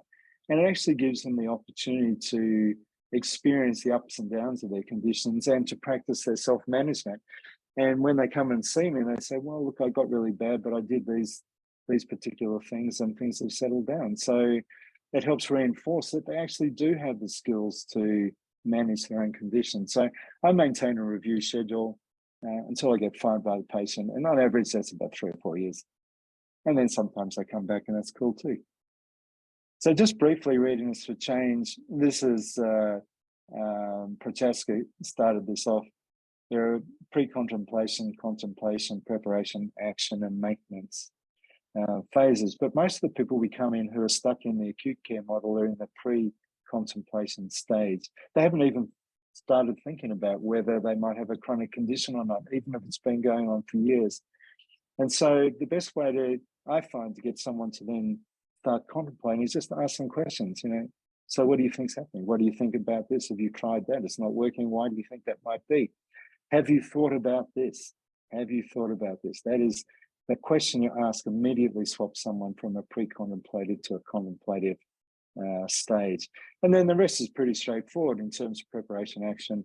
And that's the stuff that everybody else will be talking about in this seminar. So I won't dwell on that. But if you actually have a framework when you think about people and what stage they are in their journey, then this is a good little aide memoir for thinking about, yeah, what should I try next? So what do? I try and keep an open mind. I certainly don't know everything, and I certainly don't live people's lives. And when I see them, it's certainly about them and it's not about me. You know, some of the most important advances of medicine have come from out of left field, not through programmed scientific research, but people, as Amy was saying, being curious and open to new ideas. Inviting feedback is really important, and not feeling defensive about it when I get negative feedback, because I actually see that provides a learning opportunity. Or if not, it's just an opportunity to renegotiate experiences and expectations. And I try and recognize my limitations, and people like Keith make sure I do. So well done. That's all I want to say at this stage. I will stop sharing my screen, and I'm happy to, I'm first of all interested to hear what Keith and the other panelists think about all of this, and I'm very happy to answer questions as well. Well, thanks, Dr. Owen. That was I really enjoyed that. It's always nice. Since when I started doing this 20 odd years ago, I was sort of one side of the counter, but over the years, like, I've been working your side of the counter as well, like, you know, and I know healthcare professionals that they do struggle as well. Keith, before we open up the panelists, have we got any questions at all? Or well, we have a comment, and there's somebody saying your audio is a little bit low. So yeah. Owen, there's David Flusk. I believe this is Dr. Flusk, and I believe he's a physician in Newfoundland and Labrador, if I have my Canadian geography correct. But he's got more of a statement, and he says, pain does not have to have an organic cause or pathology. Chronic pain can be primary and is a disease in and of itself, as we know through ICD-11, causing more impairment and disability than most other commonly recognized chronic diseases like diabetes or heart disease. So, Steve, I think Dr. Fluss is putting that out there as just sort of a statement to just talk about sort of the complexities and sort of the prevalence of pain. What I wanted to say was I wanted to take a step back, and I know you and I have had a chance to talk a lot, but I found that amazing. And what I appreciated was, your openness to a lot of things that, sort of Amy have talked about, where, as a physician, you have come to a point in your career where you're comfortable in saying, maybe I don't know, maybe I don't have all the answers, or I can't fix you, but. And I think what a lot of people that live with persistent pain miss is that but. A lot of people get that I can't help you or fix you, full stop. And then they're like, what do I do? So, being able to connect with people at a human level and say, we're going to talk person to person here and tell me your story and I want to hear it. And here's what I can do and here's what I can't do, I think is amazingly refreshing. And we need to find a way to get that into medical schools and teach the physicians and clinicians of tomorrow that it's okay to not have all the answers, but it's not okay to not support people. So that was amazing. Thank you. Yeah, well, thank you, Kate. But yeah, I know. But you see, I've got more grey hairs than a lot of my younger colleagues, right? And but it's been an interesting journey for me, and it seems to be something amongst my orthopedic colleagues seems to be more typical amongst spine surgeons, because it's really humbling to look after people with spinal conditions and follow them up over a period of time. And so even back in the day when that was what I did, 85% of what I did was, except we go around 15% was surgery. The other 85% was, prior to coming to me, no one else knew how to manage their chronic pain. And so I didn't know either, but I just took it upon myself because of some, I don't know, personality defect, I guess, no, so I won't say that. I'll pick up on Amy's comment again. It's just curiosity. I mean, pain is really curious, because we can't deny it exists, but we can't see it either. And it just is really challenging from that point of view, but it gives us a lot of licenses to how we might deal with it. But we have to be honest that, we have difficulty dealing with it because we can't see it. We can't measure it. And I mean, just going back to the point about untraining people about the importance of MRI scans. I mean, there are randomized controlled trials that show that if people have access to the results of the MRI scan, their outcome is worse on all measures apart from patient satisfaction. I don't know what that means. But the thing about that is that I always put up the MRI scan and they'll say, look, yeah, I've got stenosis, I've got this, I've got this. And I said, yeah, I mean, you've got all that, but the thing is, it doesn't really correlate well with your symptoms and it doesn't really explain them. But I said, but here's your MRI scan. I said, and you've read the report. And I said, but they haven't asked the right question. I said, if you ask the MRI, the guy who reports the MRI scan, does this person have pain, yes or no? There's only one correct answer to that question. And the question is, I don't know. You'll have to ask the patient. Mm-hmm. And that makes them stop and think, because in a way it empowers them at the same time. Because it's saying, hang on, I actually believe you more, and what you say is more relevant than what's on this 2-page report that highlights every visually perceivable variation from pristine that the MRI doc can come up with. And I think that helps shift the balance as well. And that means that people are a little bit more accepting that, well, perhaps I don't need to focus so much on the report, but I can focus on other things that may be more helpful. What I like about your MRI example, sorry, and then I'll turn this over to others, is I've read studies where, and I can't cite the actual stats, but they're fairly high, where the image shows some sort of pathology and the person who was imaged says, but I don't have any pain there. And this is in young, absolutely. middle-aged and older people, and they're like, well, great, but that doesn't hurt. So I think it's really important, and I have to freely admit, I'm a little bit of one who I want to read it and I want to know what's going on, and then I read it, I'm like, maybe I should just not, because I don't have any context, and I'm just reading a piece of paper, and it's all the words, and I'm a bit of a nerd, and I'm like, but it's not really telling me anything. So, but I always wanted to know. So that's why I understand the patient satisfaction outcome. Yeah. I get that. Yeah, so I mean, we did the study when CT scans first came out, and in our clinic, 70% of CT people come along with CT scans. 70% should never have been ordered in the first place. Now, 30%, only half of those actually changed outcome. And so then when MRI scanners came along, it was exactly the same. And when I went and presented this and randomized controlled trials to a GP conference, and they do the evaluation about whether the speaker was biased or not. I've made some comment that in Australia, GPs aren't allowed to order MRI scans, but in Canada, everyone can. So I made this comment, look, the evidence supports not allowing GPs to order MRI scans.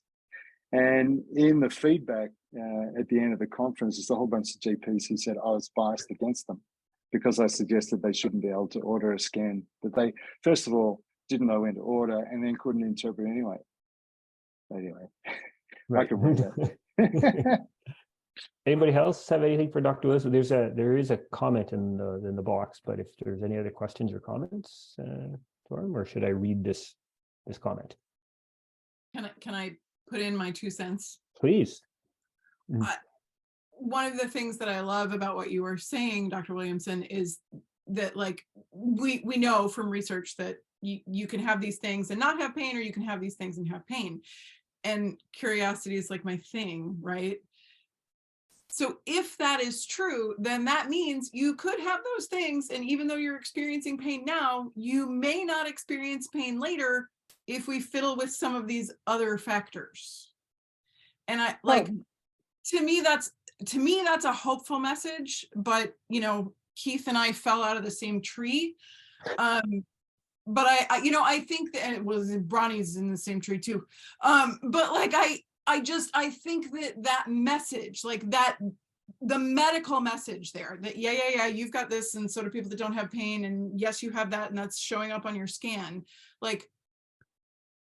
I want the answer to how do we make all of the systems across the world educate about these things. But I know that when we keep dispersing that message, that we are offering hope that very few other people are offering. Yeah, well, I mean, Yeah, I had a couple of thoughts there, most of which have already disappeared, but sorry about that.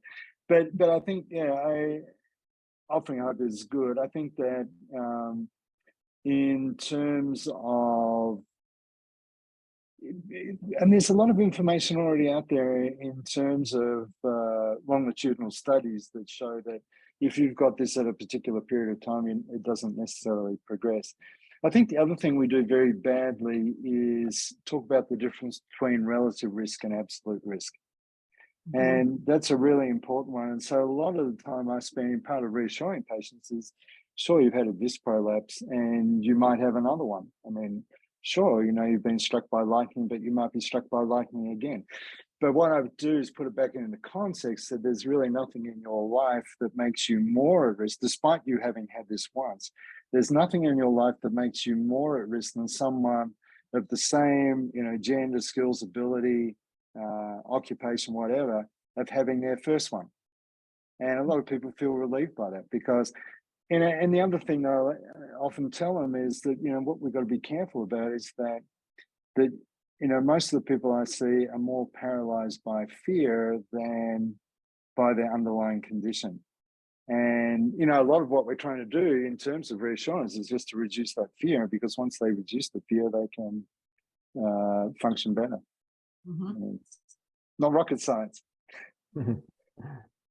I have a question for you, which is about, so I teach fifth-year medical students and I teach postgrads who are wanting to learn about pain, including doctors.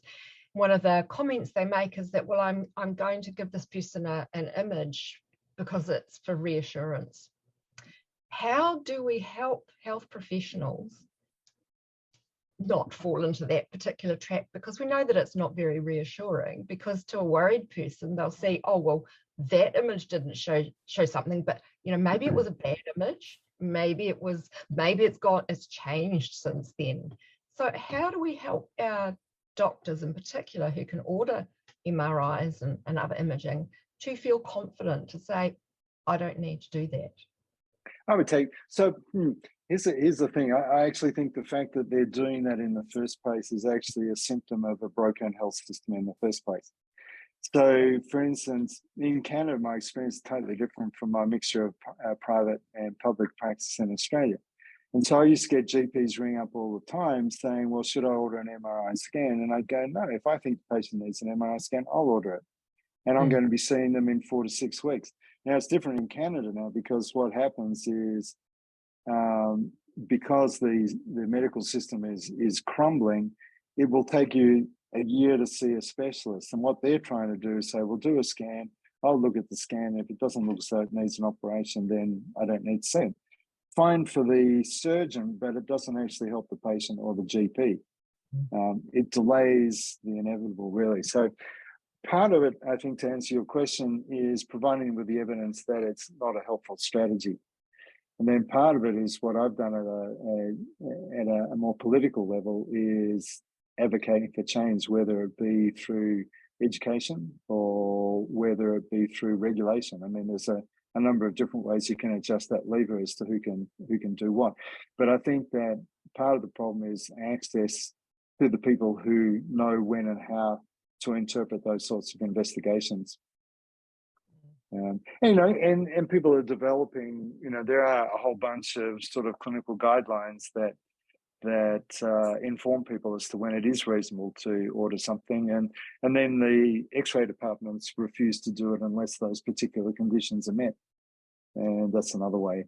So there are a number of different strategies, but the answer is you should never.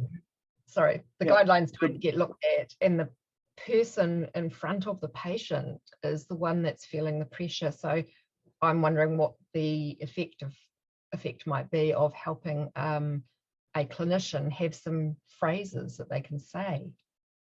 Yeah, look, I think that is very helpful, and I know that people like Tash Stanton and whatever have been working on that, and I think that that's a good way of doing it. And I think that really falls back to coming up with a public health approach. And so it used to be the same with antibiotics and sore throats, right? So you could either try and change the attitudes. Each GP, every time a patient came in, they could go through the same spiel. On the other hand, you change the conversation by having a public health program that says there are viral infections and there are bacterial infections. The antibiotics work for bacterial ones, but they're relatively uncommon and they don't work for viruses. And then the next time the patient goes to the GP and the GP reaches for the prescription pad to write it, and the patient can stop and say, no. I said, I'm not here to get antibiotics. I'm here for you to reassure me that mine's a viral sore throat and I don't need to have any specific treatment rather than just get antibiotics. And it changes the entire interaction. And I think that we should really be doing a lot of that with pain. So someone comes to the GP, well, I've got chronic pain and it's interfering with my life. And I understand I don't have a serious underlying cause for it. What can you do to help support me while I learn my self-management strategies? That's a totally different conversation. It makes it a lot easier for the GP too, because they already know what the patients are asking for, and they can then get a suite of resources to help them. I think we've got one last question from Keith. From someone who's written in. You bet. So I think this is a great way to wrap up your presentation, Dr. Williams. And again, thank you. It's just been great. So it's a bit here. So I'll try and paraphrase it a little bit for you. So the person who posted says, hi, Dr. Williamson. He appreciates your talk. He is an MD, also living in British Columbia. Hey, lots of beautiful British Columbia people here. And has been living with pain for the last 4 years. He cites his medical condition, a post-S1 disc herniation, and a number of other things, and now centralized chronic pain. My experience is that the healthcare system is not designed to identify patients at risk of developing that secondary pain and to identify when it's occurred. What are this is probably a loaded question. It is. What are the design flaws in the system where it cannot pick up patients such as this doctor to address the chronic, can't speak tonight, to address the chronicization process earlier? He said it was a bumpy road for a few years before getting into a more useful chronic pain treatment model. So to wrap up your talk, you can solve the healthcare system by answering this question. Well, no, it's actually pretty straightforward. But I didn't put the slide in, but I do have a slide, and it says the two tools physicians don't have are magic wands and crystal balls. And so at the moment, there is research that's being done as to whether you use a risk stratification model to identify people and follow them along, or whether you just have a graduated intervention sort of approach. And neither of them are particularly effective, and one's not more effective than the other. So the thing about it is raising general awareness in the public about what's happening. You can't predict something's going to happen. There's no such thing as a predictive model. If you're an epidemiologist, you have a descriptive model, and then the only way the descriptive model works is if the person you apply to is the same as the people who were used to describe the model. And so it either works or it doesn't when you get down to the individual. So it's not helpful. The bottom line is you just have to have the resources where people can be followed along. Sure, you can have a trigger at a certain point. If someone has had a radiculopathy that's persisted for more than 6 months, you reinvestigate it, because there are a whole lot of treatable causes for persistent or recurrent radiculopathy. But at the end of the day, if you find no treatable cause, then you say, look, you are now, you've got chronic pain, it's impacting with your function. We know that we don't have a specifically treatable cause, but we do know that if I support you in your endeavors to self-manage your pain, and you've got this team around you, your outcomes will be better. And that's offering hope, but it also means that people have to be engaged in their own care. I think that was an excellent question and an excellent way to sort of wrap this up. So I would personally like to, again, thank you again for your talk and for being, sort of open to say that, the medical system has its challenges. Physicians and other clinicians don't have all the answers, but you talked about the things that can be done to close that gap. And I know I just really appreciate the lens that you've brought to our conference so far tonight. So thank you very much, Dr. Williamson, for your talk. Thank you so much for having me. Have a groovy evening. You can stick around, are you? Do you want to Thanks. For a little bit. I will Yeah, mute okay. my screen though, so I can Yeah, be cool. have my cup of tea without. Nice cup of tea. Yeah. So we're going to go to a pacing break now, and Bronnie's actually going to share something, a screen about something on Facebook about people with fibromyalgia. This was what I asked people with fibromyalgia in New Zealand to vote on, or to indicate their experience. And it bothers me. So these are New Zealand people who live with fibromyalgia. And I just jotted a few things. There's a few other things there as well. So most people are looking at stuff that they can find online. Books, talk with other people, learn for themselves. GP talked, but a lot of people, it just was never, ever talked about. Lots of people have never learned strategies. Physio, psychology, and OT really used. So I just thought that I'd put that up to reflect on, because it shows me that we've got a lot of work to do, right? Because, you know, people are seeing clinicians for maybe, if it's a physio, an hour perhaps in a week. And the rest of the time is their own. And that'll only be for a period of time. And then they'll go. So, yeah, it makes me a little bit sad. Thanks, Bronnie. I'll leave that up while we're having a 2 or 3 minute pacing break. Sure. I remember the interaction time we have with healthcare professionals. So I remember I was sitting in a meeting many years ago, and a lady from the Department of Health was showing a slide, and she said that people on average will only be engaged with a healthcare professional for 3 hours in a year.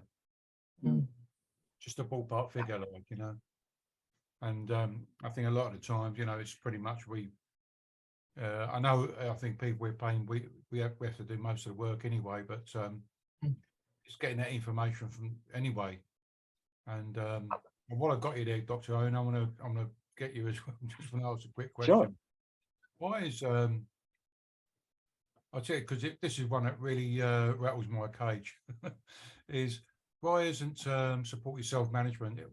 Why isn't it taught within medical, not just medical schools, but respective medical schools? So I'm talking about all the medical schools out there, are physios and OTs and the doctor ones and whatnot. You know, why?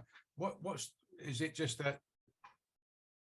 What is the problem? And I don't know if I had a bit of a light bulb moment on the way to the gym a couple of years ago, and I thought, is the problem that they don't include it?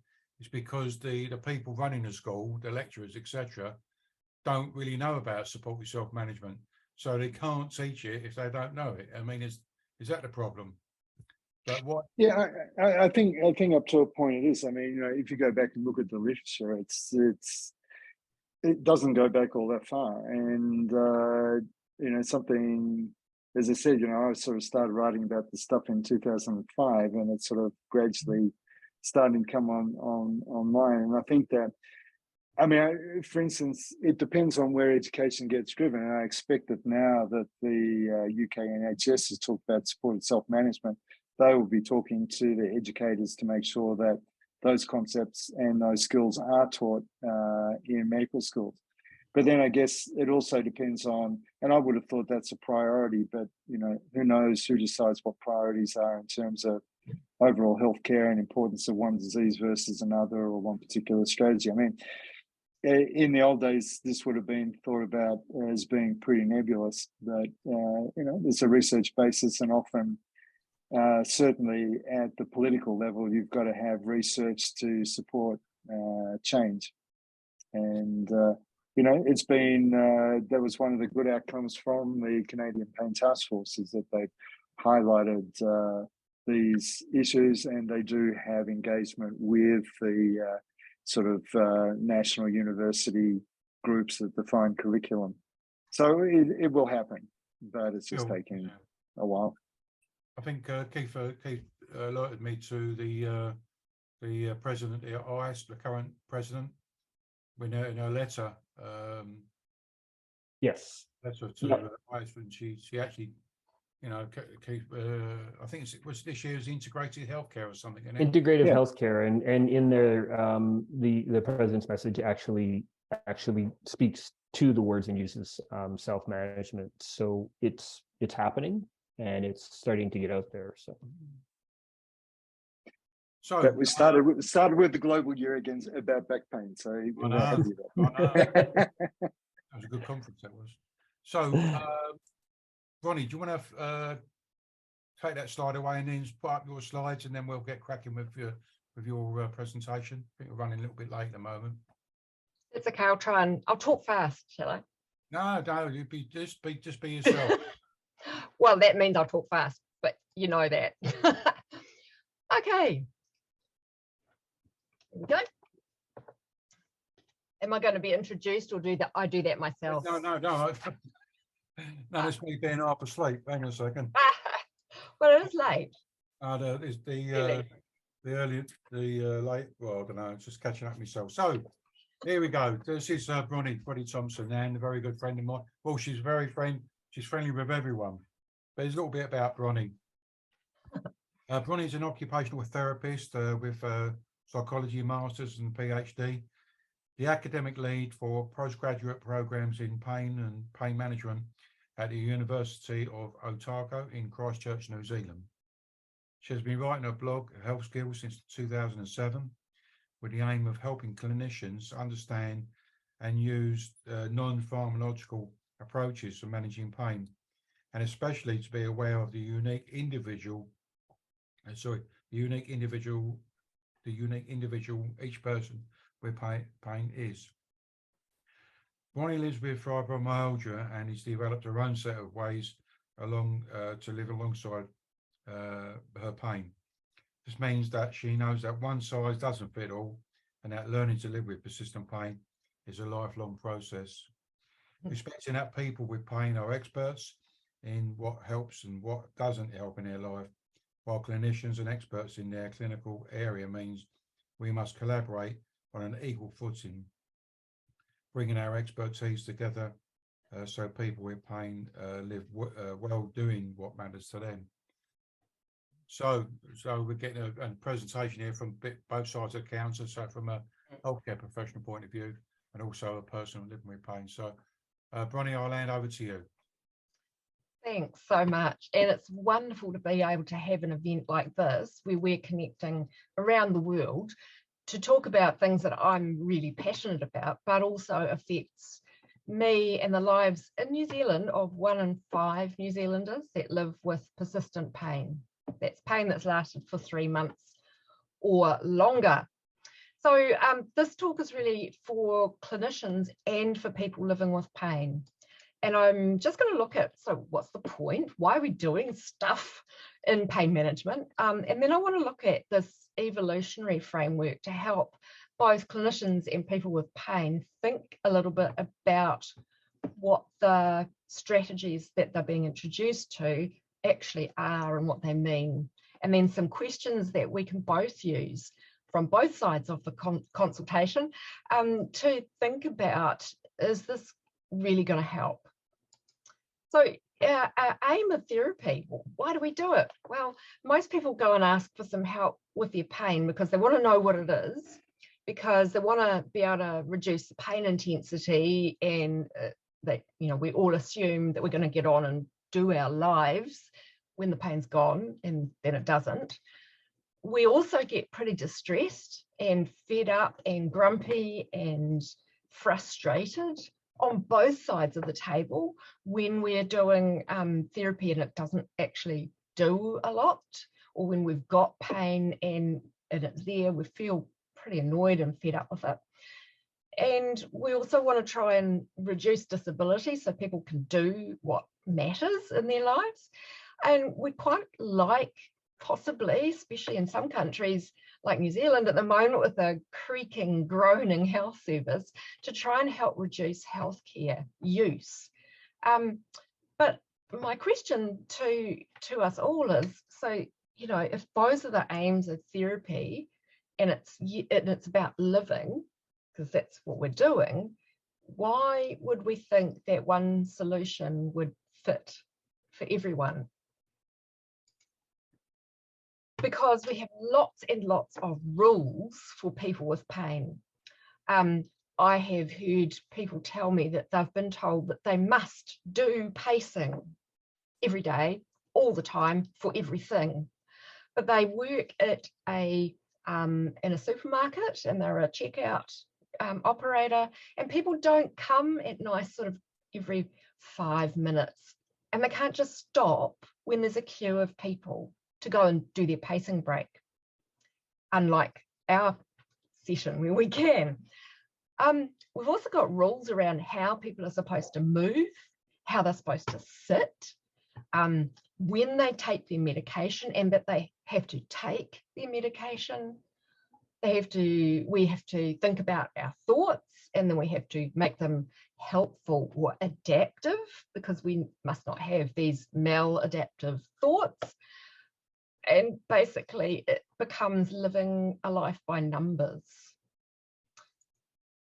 So I'm really drawn to acceptance and commitment therapy, where Stephen Hayes describes what a model that says what needs to be done to help this person do what matters in their life. Because that's really what we're trying to do, is help me with my pain have my own life, not the life of my physio or my doctor or my occupational therapist or my psychologist. And what I do in my life is really different from probably what Amy does, certainly what Pete does, certainly what Keith does. We all live really different lives, and yet we're quite often given these recipes about the way that we're supposed to do life. So I want to have a look at an evolutionary perspective, because evolution helps explain how humans have adapted to a changing world, to a changing life, to changing capabilities. And humans have gone everywhere in the world and places off the world as well. And the kind of model that we can use is called the extended evolutionary meta model, if you want to get really technical, or the EAM. Basically, it says that to adapt, anything has to have variation. So we've got to have more, for humans, we've got to have more than one way of doing things to be able to adapt. If we've only got one way, then we'll keep doing that one way, right? So we've got to have a range of different ways of doing stuff. Then we've got to be able to choose. We've got to choose something, one of those variations, to suit. And the way that we often do this is to base this on what's important. So people will choose a solution based on, well, if I do this, then my pain will reduce, or I'll have a strong core, or I won't risk my back pain, or I'll have helpful thoughts and I won't get negative. It hasn't worked for me because I'm really, really negative. I just have a mind that goes everywhere. But we have to be able to adapt to a setting. We have to choose one, and that means leaving some other stuff out. Hard job to do. Then we have this idea of retaining. So we've got to be able to adapt. We've got to get good at these strategies. I really liked what Amy said about the fact that these are skills in pain management and pain self-management. These are skills. We've got to get good at them. So we've got to practice. They've got to become habits. They've got to fit into our daily routines, because if they don't fit, they won't get done. We'll forget about them and they'll fall out of our brains. As well as that, they've got to be sensitive to context. So we've got to know when we should use a particular strategy, or when this variation on how I go about doing something is going to fit for the context that I'm in at the moment. I'll expand on that in a minute.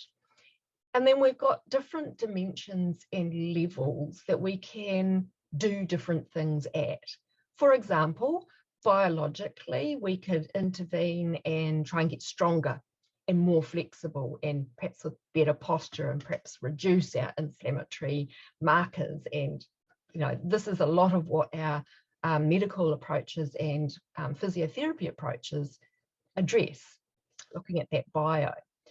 We can also address the psychological. So Amy was talking about those thoughts, and am I being curious about this, or have I got a bit of a closed mind? What can I, in which part of me and my thinking and my understanding can I check in on and see whether this is actually helpful or not quite so helpful? We can also look at the social. So we've been talking about a public health approach to adapting the way that our society kind of views how we should help people with pain. And then we've got spiritual as well, because that's about the me that I am, the me that considers things that matter to me. What is important to me in my life, and can I, or do I need to shift away from some things or towards other things?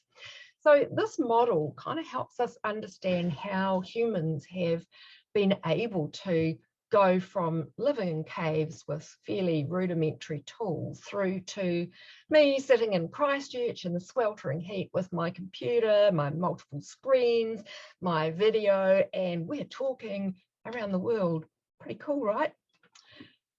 So what does this look like when we're sort of considering how we might think about a self-management strategy, or indeed any kind of approach, therapy, treatment that we might use when we're sore, from both sides of the equation?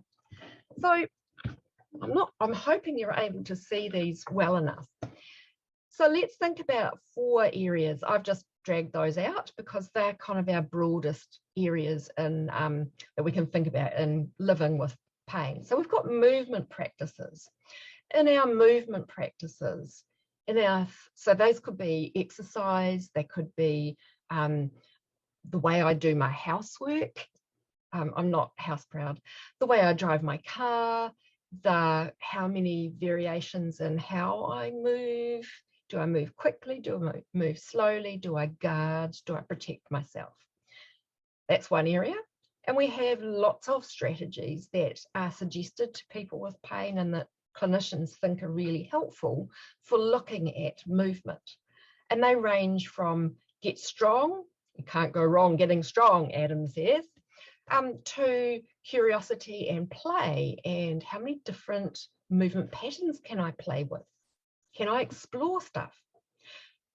Then we go to thinking, and we have the cognitive behavioural approach of let's test out the reality, the actual truth of this thing that I believe. Is it actually the thing? But we've also got ideas about, well, maybe my mind just likes to solve problems, but it's trying really hard and it's doing a really good job, but it's kind of not going to be able to solve this one, because we try very hard to solve the problem of persistent pain. And I've been living with my pain since I was in my 20s, and I am 58, and it is not going anywhere anytime soon. So my thinking and my efforts to try and solve the problem haven't really worked terribly much. We've also got feelings. Darn it, we've got feelings and emotions, and we can get, as a person living with pain, I can get really frustrated. I can get pretty fed up. I can get a bit kind of, oh, come on, stop this flare up, will you? I can feel a bit low, particularly when it's cold and I can't do stuff. And then as therapists, we also have feelings when we see somebody who's not responding to the therapy that we thought would do the trick. And we can also be puzzled by this thing called pain, and we can feel a bit unhappy. We don't like, anxious because I'm supposed to know what I'm doing and have the answers. And it's a bit unsettling, in fact, not to have them. So what's that doing to me? And then we have this desire as humans to connect. But one of the most profound parts of living with persistent pain is knowing no one else feels my pain. No one knows what this is like for me. All they can do is think about maybe watching me, observing me. I have to convey to other people what it's like for me. And as a clinician working with somebody who has pain, all we've got is this talk stuff, the movement patterns that somebody shows when they're sore, because that's all we've got. And even then we're kind of guessing. So let's have a look at these reflective questions for each of these areas. So when you're, as a clinician, offering somebody a solution, check out, does this strategy allow for lots of different ways for this thing that this person wants to do to be done? There are lots of different ways to do exercise. There are lots of different ways to think about thinking. There are lots of different ways to relate to our feelings, and a whole heap of ways that we can relate to other people. During our therapy, person with pain, did you and this therapist talk about and try out some different ways of doing things? Or were you given the one size fits all? Here is your prescription for these exercises and this mindfulness, and off you go. And did that fit in with your life? Just don't get me to go to the gym, all right? Because this girl ain't going. Then how did you explore those different ways of doing what matters? If the problem for me living with my fibromyalgia is actually I'm really sore if I overdo it, how did I explore how I could get well enough or good enough or able to go on a 3-day hike with a pack on my back around the Banks Peninsula in Christchurch? Did we look at that? Did we explore it? Did we think about different ways that I might be able to do that? And as a clinician, did I think about only one way because I'm a physio and all I do is fitness, or I'm a psychologist and that was a really out there goal and really that's a maladaptive thought that you could possibly do that? Or what? If this one approach that clinician and I are talking about can't be used, what else can I do? How else could I go for this tramp that I want to do? Because it matters to me. So we needed to explore this whole idea of having a range of different things, different ways to achieve things, different ways to get movement practice in, different ways to be fit, different ways to do relaxation, mindfulness, thinking about our thinking and feeling and connecting. Under selection, the kinds of questions we probably need to think about is, can I as a person sensitively choose some strategies that will fit in with this context? For example, if I go to a movie theatre and I want to be able to watch the movie, and the only strategy that I've been able to get good at is I will pace, I will sit for 5 minutes, I will stand for 5 minutes, I will sit and stand. It is really not going to give me much joy and pleasure out of watching that movie. Maybe there are other things that I could do to help me watch the movie. Does this approach allow me to do what matters in my life over the long term? Because we're really prone as humans to choose something that's going to give us a short-term gain without noticing that perhaps it has some long-term not gains. For example, we might think that, well, if I just rest, resting's really good, I don't hurt, it's brilliant. but I'm actually getting not as capable in the long term. If that's the only sort of strategy I've got to down-regulate my nervous system, then I'm going to be a bit stuck when I need to or want to get excited. So how can I have some choices? How can I choose the right set of strategies to be able to manage? For example, if I'm going to go and watch the movie, maybe instead of sitting and standing every 5 minutes, I could just really get immersed in watching the movie, really enjoy the movie, because if I can work with my attention, I can get really engaged in that movie. And you know what? I might be a bit stiff and sore at the end of it, but I also know that it's going to probably settle down fairly quickly. Cool, right? When we're in a consultation with the person with pain and the clinician, have we worked through what I'm actually doing and when it might not work for me? So if we're looking at exercise practices or movement practices, have we worked out when it's not going to work? Amy's just talked about having to be inside because it's really cold outside.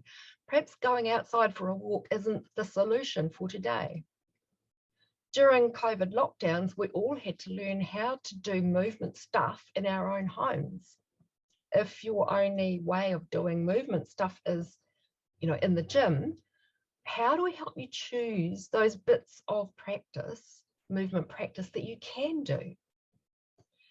And have together, we worked out the difference between actions that I can do that are based on what matters to me, so my values, and those ones that are based on how much I can avoid actually having to experience a variation in my pain or trying to control my pain.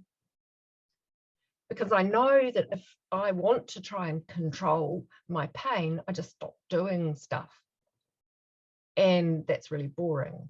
So we need to work together to say, hey, is it okay to do both? Sometimes do values-based choices and sometimes take a break. Moving on to retention, what kinds of supports do I as a clinician and I as a person living with pain need so that I can get good at doing these strategies? Who's going to be there to help me? What prompts, what reminders? We need to ask ourselves, what gets in the way of me getting really good at doing this in different settings?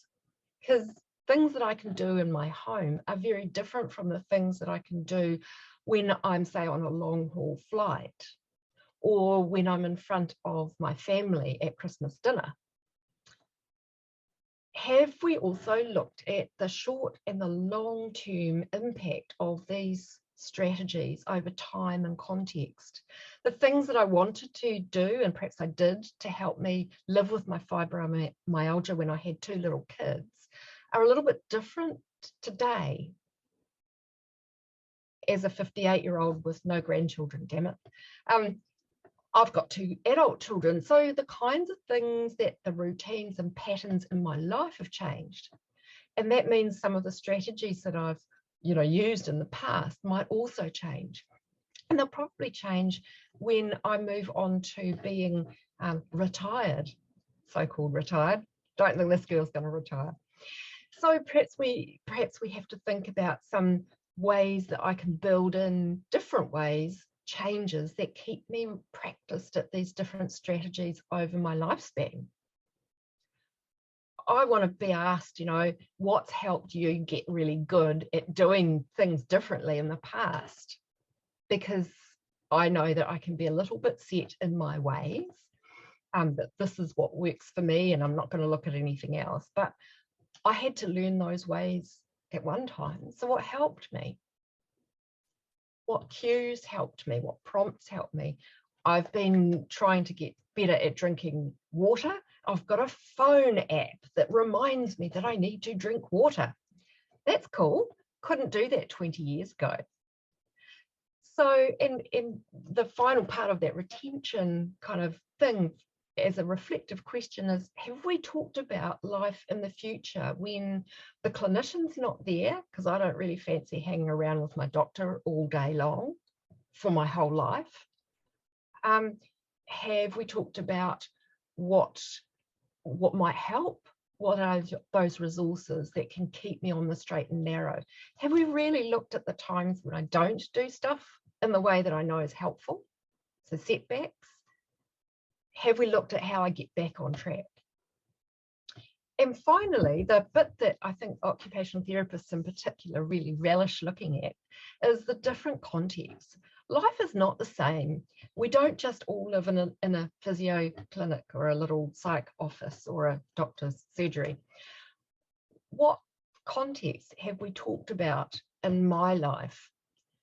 Like my social contexts, the online life that I have, the fact that I love to ride a motorbike, and the kind of people that I mix with when I'm riding that. When I'm talking to my pain nerd friends, we interact in a certain way. Have we looked at those different life contexts and thought about what matters to me and what I might be able to do in those different contexts to help me have my life, not somebody else's?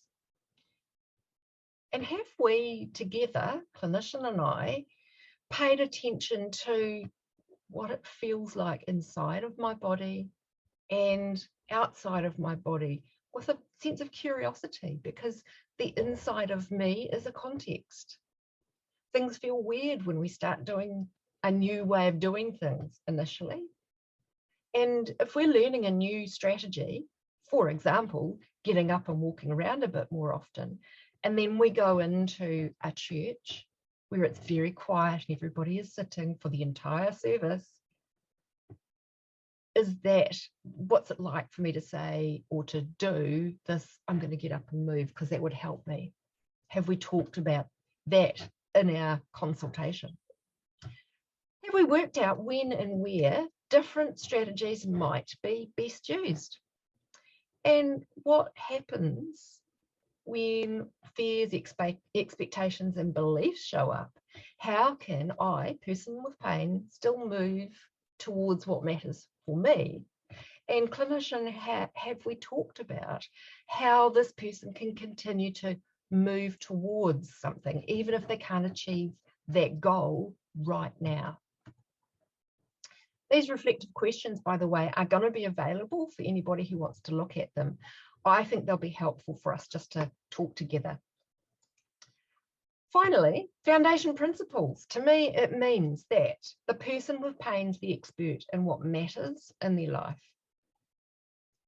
The person with pain uses strategies so they can do what matters in their life, and lives vary widely, very widely. Clinicians, our job is there to offer options, and the person might be at various stages of being ready to pick up on some of those options. And what they'll need is the opportunity to come back when they want to have a look again. Maybe you're not the right person to offer them this, but you might be able to help them find somewhere else or someone else who can do that. And the person, me, with pain, might want different options at different times. And I might be ready for one strategy, but not for another. Because this is an evolving situation. Our relationship with pain changes over time. I remember being very bitter and angry and scared at the beginning. Now my pain's like a smelly old Labrador that comes and sits on my lap when it's really, really hot. Thanks.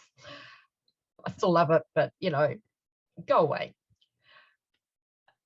The person with pain is always, whether we like it or not, the decision maker and the implementer. And clinicians, that person may not tell you that they don't want what you're giving them. They might nod and look very kind and happy and then walk away. We'll never know. And they may, and we know this, they may not do those home-based exercises because, yeah, I hate them. They might prefer to do something else like dancing. They are the decision makers, not me. Not me as a clinician. The person with pain is. So if they're ready for one thing and not another, if they want to try something different, then my job is to be their cheerleader and say, hi, Tell me how it's going. How well did that work? When didn't it work? What was good about it? What was not so good? Where does that leave you right now? Changing behavior, habits. Remember your New Year's resolutions? Bet you they've gone. It takes a time to develop a habit, to get something bedded into a daily routine. That's where our occupational therapists can really help, because we look at your whole daily routine, your life. So perhaps think about how you can build in some cues, because it's not going to happen overnight. Finally, it's supported self-management. We shouldn't be leaving a person believing that they're alone or abandoned. They're supported by all the people that this person wants in their team. So maybe we could have a talk about who they actually want on their team. And some people might be on their team for a short while, and some might be on the team for a long time. And it's really helpful to know that you've got the choice as a person living with pain. To wrap up, supported self-management helps people live their lives, doing what matters to them in the ways they prefer, in the daily life contexts that they inhabit, and over time. To be able to adapt to living with this thing that hangs around means having a wide repertoire of well-rehearsed strategies from which a person can choose the best fit for this particular context, including what matters to them.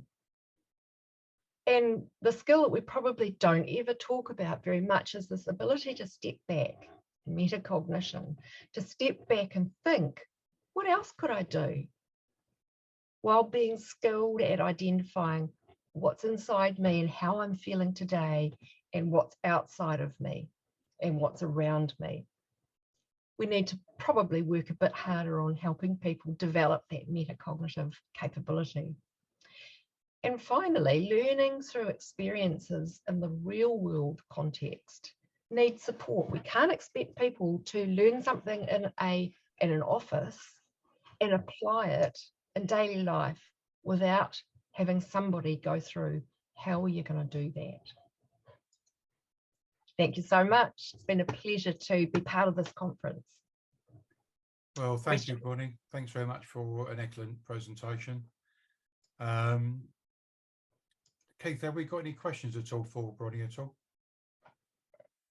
Let me just pop open the window here. Looks like I got a couple. Yep, we got a statement and a question. So again, Dr. Flusk notes that self-management is part of the stepped care model he's talking about in Canada, is being integrated into the Canadian undergraduate and postgraduate medical education systems and their curriculums.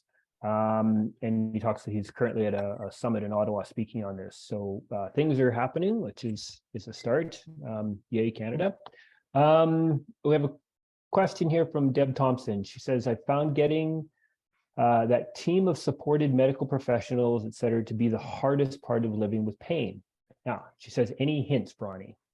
Dr. Thompson, how do you just solve that? I think one of the first things to remember is that as someone living with pain, we're probably going to be more expert about our pain problem than anybody else, because we've got a vested interest in it. And that means that I can't expect my GP to know all there is to know about fibromyalgia, because my GP, wonderful woman, is seeing lots of people all the time. My specialists, I don't see specialists, but they know about this narrow part. What I'm looking for is, this overview.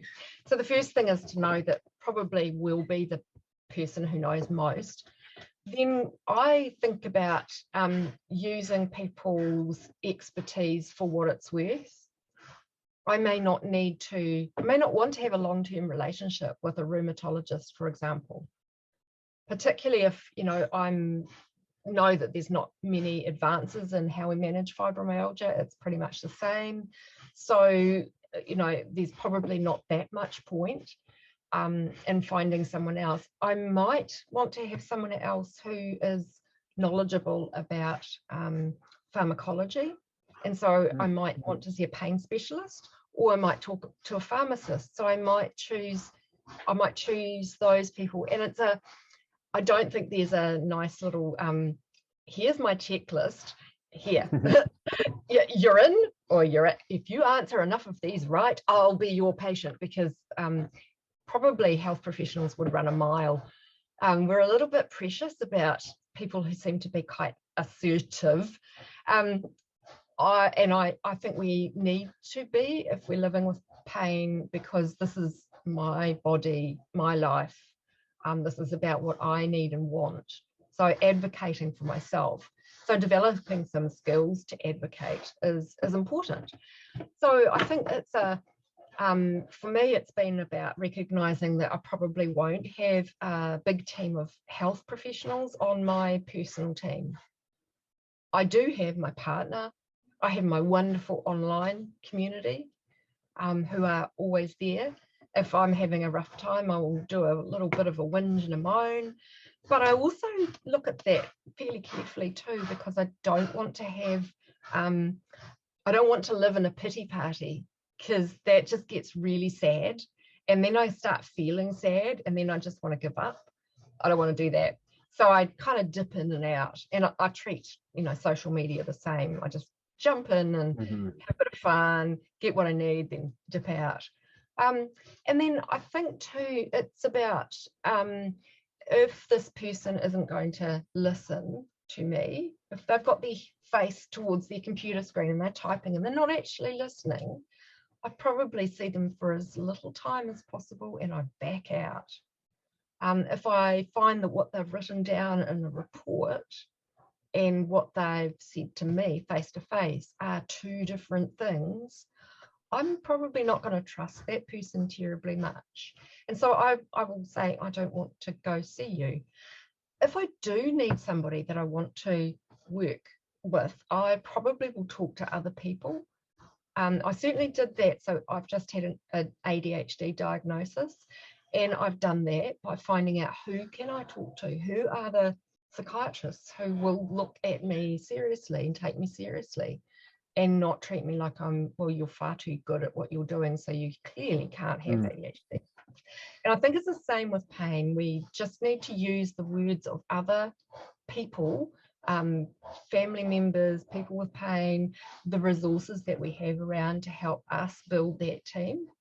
I wish there was a better way, but it's just not there. Yeah. Sorry, Deb. I'm on your team, Deb. All right. I think that was a great answer, though. Very great. Yes. So, I see we don't have any other specific questions. Lots of people just giving you the shout out and thanking you for your talk. I think it was very well received. So, yeah, Pete, with that, I think we might be at a point here where we can take a break. Thanks, Bronnie. I'm just aware that I think we need to, as much as I don't want, I think I might have to slim down the pacing break, because we're running a couple of minutes over.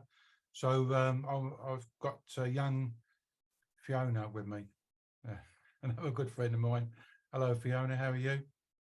Hi, Pete. I'm good, thanks. I'm happy if you want to have a quick break, or it's up to you. But Alice, I'll tell you what, I'll ask other people rather than me just sort of, you're going to have a break. What do you guys want to do? Oh, bloody hell, mate. You're worse than me. You're so shy. It's not us usually. I'll tell you what. I mean, go ahead, Pete. Yeah. Oh, I just thought we'd crack on, like, if you want. And I think I'm aware of they're giving up their time, like, for the week. Do a stretch. Yeah. Do a stretch in your seats. Exactly. I mean, have a stretch. Yes. I'll tell you, let's have a seat stretch. Here we go. There you go. There you go. Pet your pet. Yeah. Pet your pets. Yeah. Or your grand pets. Every time I see you, Fiona, I want to do that, baby. Oh, how do you do that? Yuki, I think Pete. yourself, I got things He's got it. I can't do that. Go on, Fiona. I want to see you do it. Come on. I'll tell you a quick story. Fiona, invited me over to their Australian Pain Society, and I would tell you, Fiona said to me, "Oh, we was at this gala," and she said, "Oh yeah, when the music starts, everybody will get up and dance." And I think, "Oh, well, holy crap! Oh no," because I was really shy. Anyway, she was as she was dead right. The band started up, and off they was up there, and I was sitting there thinking, and you know what? I haven't stopped grooving actually, Fiona. You know, I'm down in the gym. Fantastic. I'm sort of get my old shoulders going, the music going, and I was in what's her name, Dr. Melissa's video, hip hop video, and yeah, I'll tell you what, you got over my fear of dancing. I'll just tell you what, I still have very fond memories of it. You know, sort of yeah, really, I don't know. It's probably, I always keep saying, probably the best conference I've ever been to. Like, you know. Don't forget the tambourine, Pete. Oh, baby, you love that tambourine. Oh yeah. No, I'll tell you what, you know, as conferences go, mate, you smashed it. You know, it was, yeah, I Thanks. really, I thought everybody's engaged, and I enjoyed doing the workshop there. And but the gala, mate, I mean, that was something else. I remember that lady come over to me. She said, "Oh, my friend, can you come and get my friend up?" So I went over to her, like, and I went, you know, sort of pulled her in, like, you know, she come up on the old dance floor. She started jigging it around and whatnot, you know. But yeah, really, really good, really good conference. Hey, listen, I'm gonna do some introductions for you, Fiona. Okay, so you know, just before I go for the official bit, I'm just going to say Fiona's been. I'll tell you, I'm reading this here. I'll tell you what, you've done so much more than what you've written here for me. But I'll tell you, you've been so responsible. Your work over the years I've known you has been second to none. You know, I'll tell you, you know, the Brain Man videos, how you supported self-management, people with pain, etc. I'll tell you, you're up there, like, you know, you're up there with them Thanks. all, you know, so you're smashing it.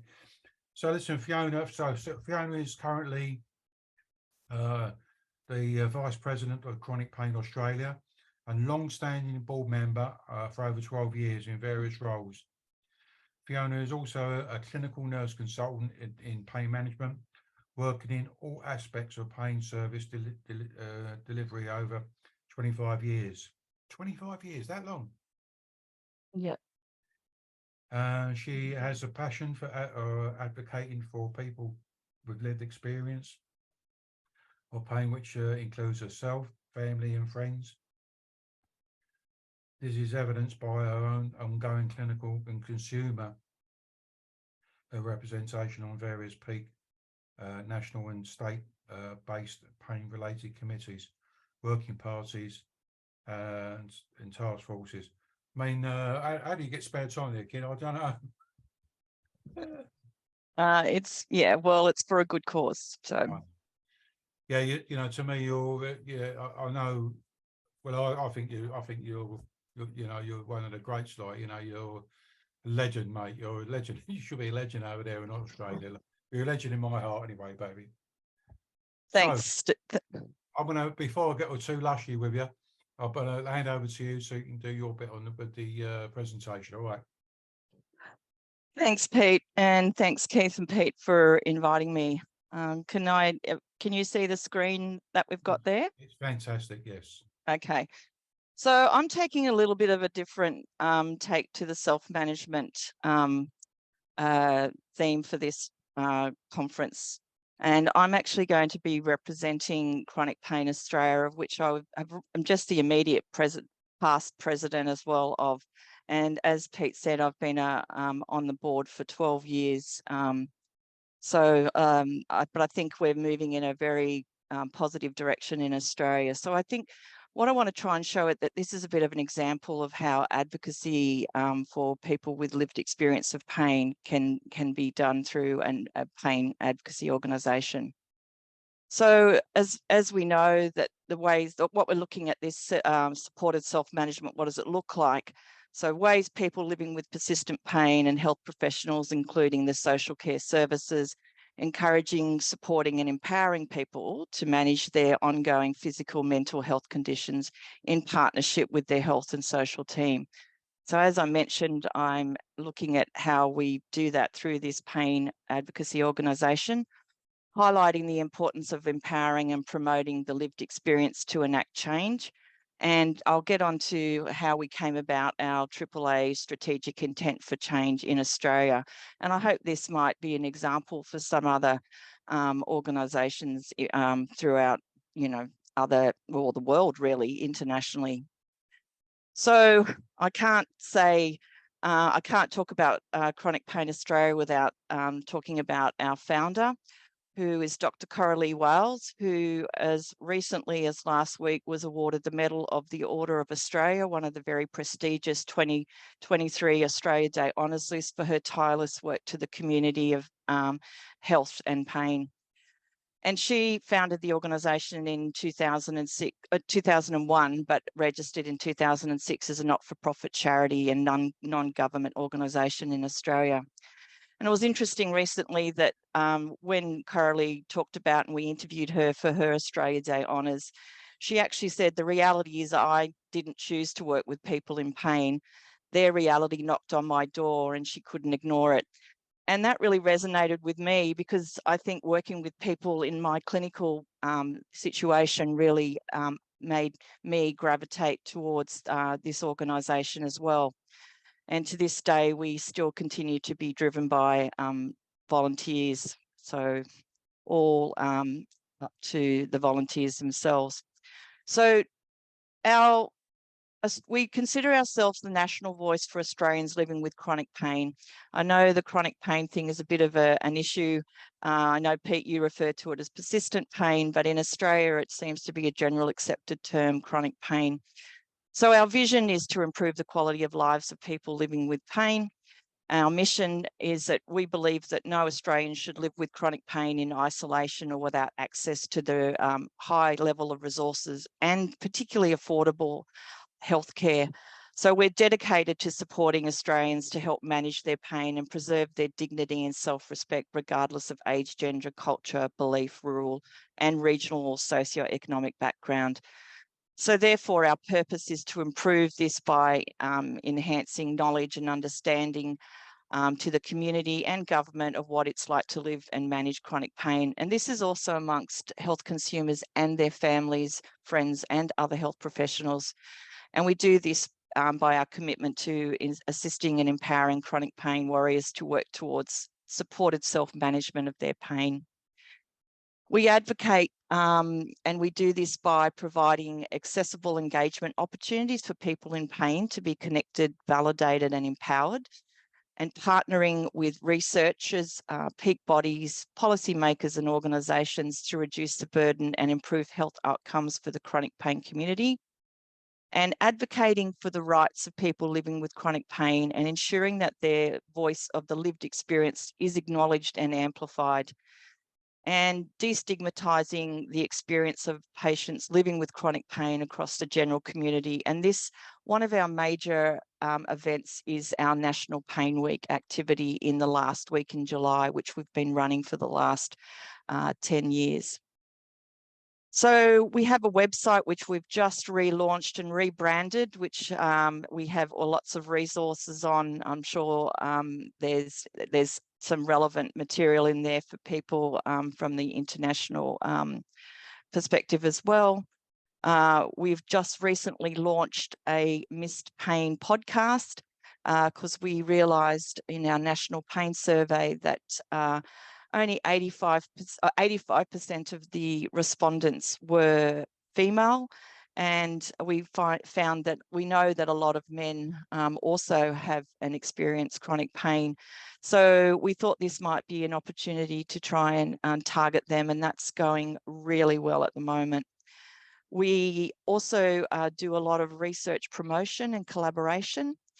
And we also have a chronic pain forum, which is moderated for those people that just want to get on and sort of have a chat with other people who are experiencing similar issues to themselves. And we've also got a whole heap of resources there. And Pete was one of our webinar people from our National Pain Week last year, and we put all of those resources on our website, and you can download transcripts and have all of those accessible free on our website. I just very briefly, and some of this may be meaningless to people internationally, but I suppose what I wanted to point out is that although we're a consumer advocacy organisation, we need to advocate at a federal level in our country to enlist change. So I just put a very brief overview there of some of the activities that we've been involved in and that have actually enacted change in Australia. The first one was certainly the representation at our National Pain Summit in 2010, which we ended up with a national pain strategy for Australia.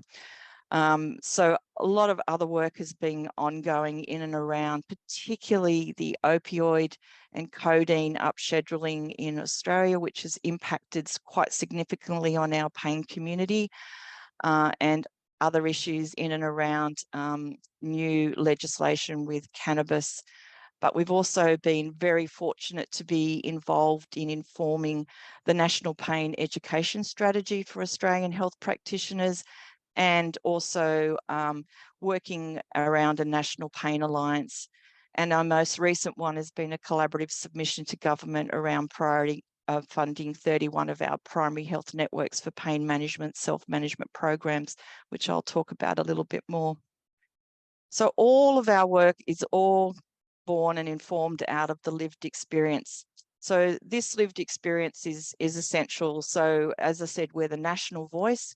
As a clinician, I may have different ideas, what I think is a priority, but we basically ensure that we're advocating on behalf of people and their stories and their issues. So we have lived experience videos and that on our website, and we also encourage people to tell us their stories, and when we're representing in various meetings, we'll bring a consumer to actually give the lived experience, and it's very powerful. We do, as I mentioned, a lot of awareness and advocacy, and as I said, some of those, most of our large portion of our activities is put into our National Pain Week, where we do lots of workshops, webinars, and we've, out of our National Pain Survey, which we've been doing for the last 9 years, it actually helps inform our strategic plans and moving forward with our organisation. And that also has provided us with very much a lot of media last year, particularly when we were addressing some of the issues in our National Pain Strategy, which I can highlight as well. So, that's the large media as well. And again, as I said, we do lots of submissions and stuff, which is difficult for a not-for-profit and everyone volunteering, but nonetheless, we have a committed board. We also do collaborative campaigns, and this one we had, which was the Ease the Pain campaign, which was with the Faculty of Pain Medicine in Australia. And that was looking at promoting to the community and making them aware of some of the issues that we had with our Medicare funding system that impacted on people for chronic pain, and also with the Pharmacy Guild, which was a lot around the cost of prescription medications. And I know, again, this is very Australian, but just to show you that that's all the media that we attracted in National Pain Week, which really put the cause out there and made a lot more people aware of what's happening for people living with chronic pain.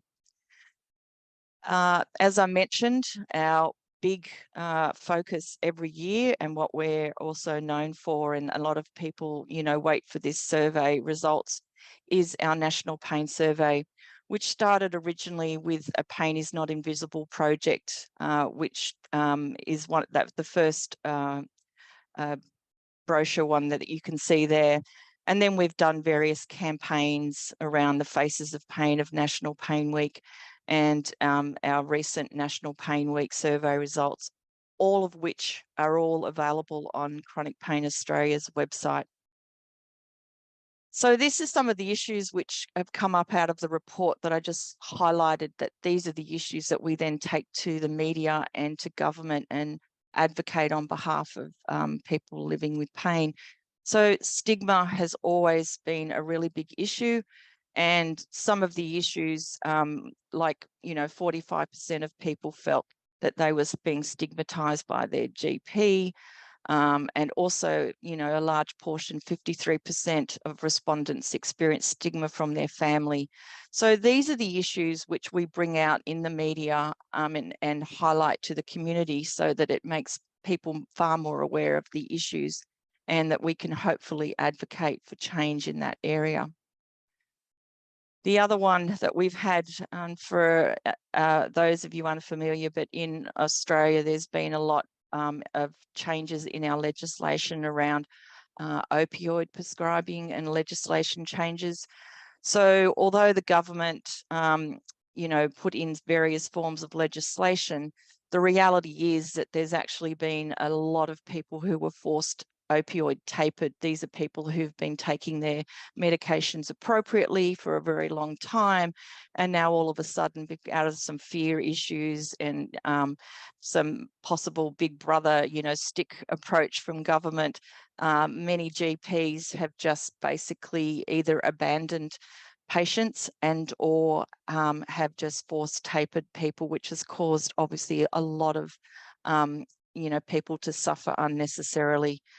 So these are the issues which we get a lot of qualitative data as well. So using those people's qualitative data in our media, and that has really ensured that the message is that, some of the legislative changes have actually caused a significant impact on individuals and their families.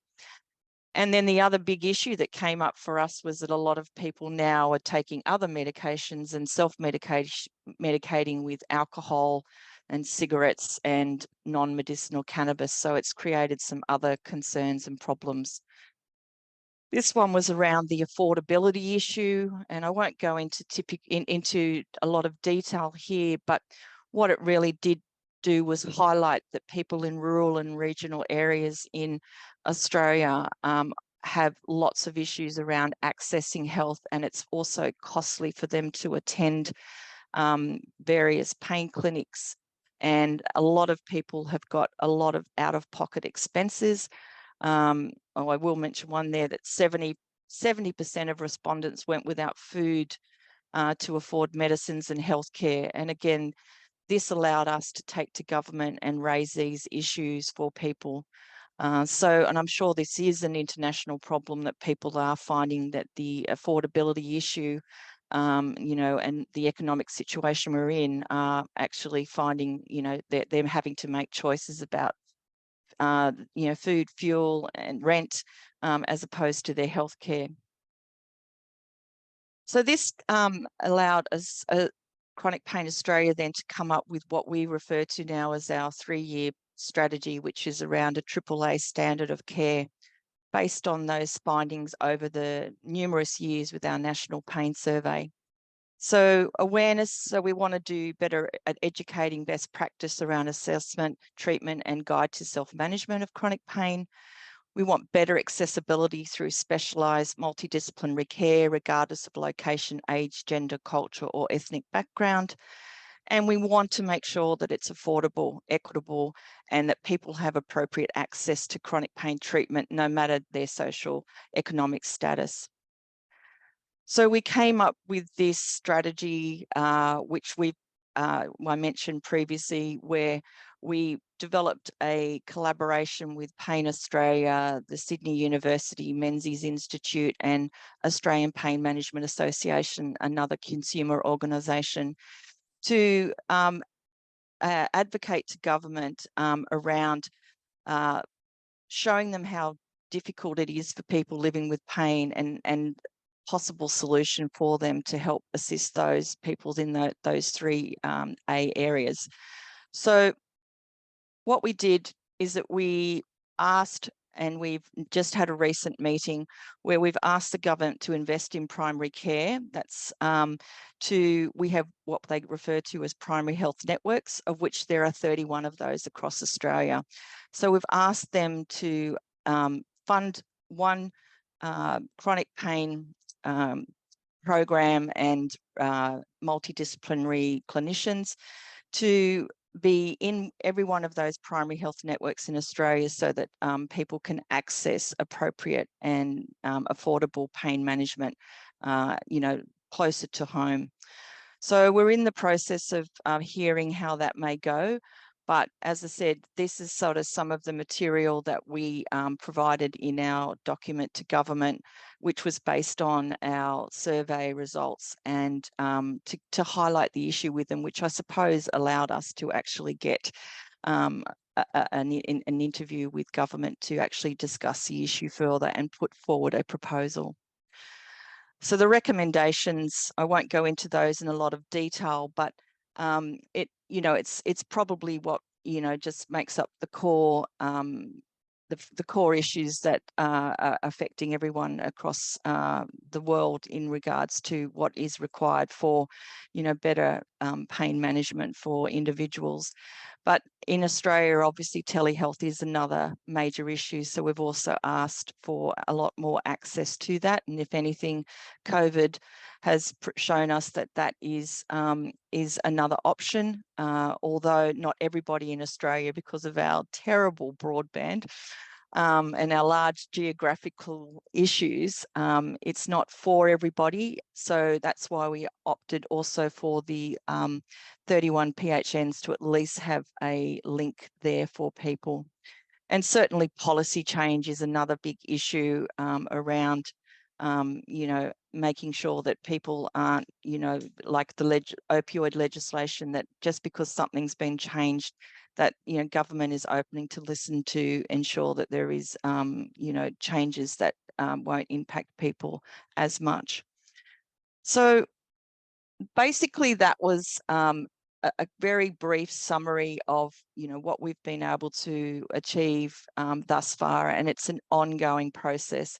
But I suppose what I wanted to leave on with was also, I think, a guide for how to a better future for those living with chronic and persistent pain is we need to be conscious of negative judgments. So this can also be achieved if we provide a platform for people in pain to allow other people to have a better understanding of, the impacts that it has on everyone's life, and the negative spiral that if people are feeling judged and stigmatized, that this can play a very detrimental role in individuals and their families. Not making judgments on people living with chronic pain, and understanding that they're the experts in their own experience. So as a health professional, these are really important issues. We need to advocate for system change. So working with others, as I've shown that we've raised, and especially with decision makers, that pain is very, very complex, and the timeline to recovery is individualized to everybody, maybe years for some people, and that the current way that the healthcare system, it really promotes, that acute system, whereas we really need to be looking at how we can work from that, from a longer term improvement of people's healthcare. The therapeutic relationship is crucial. So treatments are dependent on treatment providers who need to be, and they need to reflect on their own practices. And there's a lot of blame, I feel, and I see it unfortunately in my own practice, where if someone doesn't proceed or do well after they've attended, a program or something, that the clinicians tend to blame the individual, which I think is really detrimental and wrong. It's like blaming a child with special needs if they aren't able to pick up the toy as instructed. It shouldn't be about that. It should be about supportive care. Taking a nothing about us without us approach. So decision makers need to include the diverse groups of people and the voices of people with their lived experience in system redesign. Again, this comes down to, as clinicians, sometimes we make guidelines and so forth, but actually at the end of the day, if it doesn't work for those who with the lived experience, it's not going to work. So we need to involve them in co-design and at every step of the process. And healthcare does not exist in a vacuum. So we need to link social care with healthcare in co-design and approaches for supporting people with to regain their function and purpose and meaning. And this may involve peer work models where people in pain mentor others. Models in mental health are seeing this emerge with many people with the good foundations of approaches that can be built with people in pain, like Partners in Recovery is an example. And also healthcare workers being very reflective on their practice whenever they're out there managing and working with patients with pain.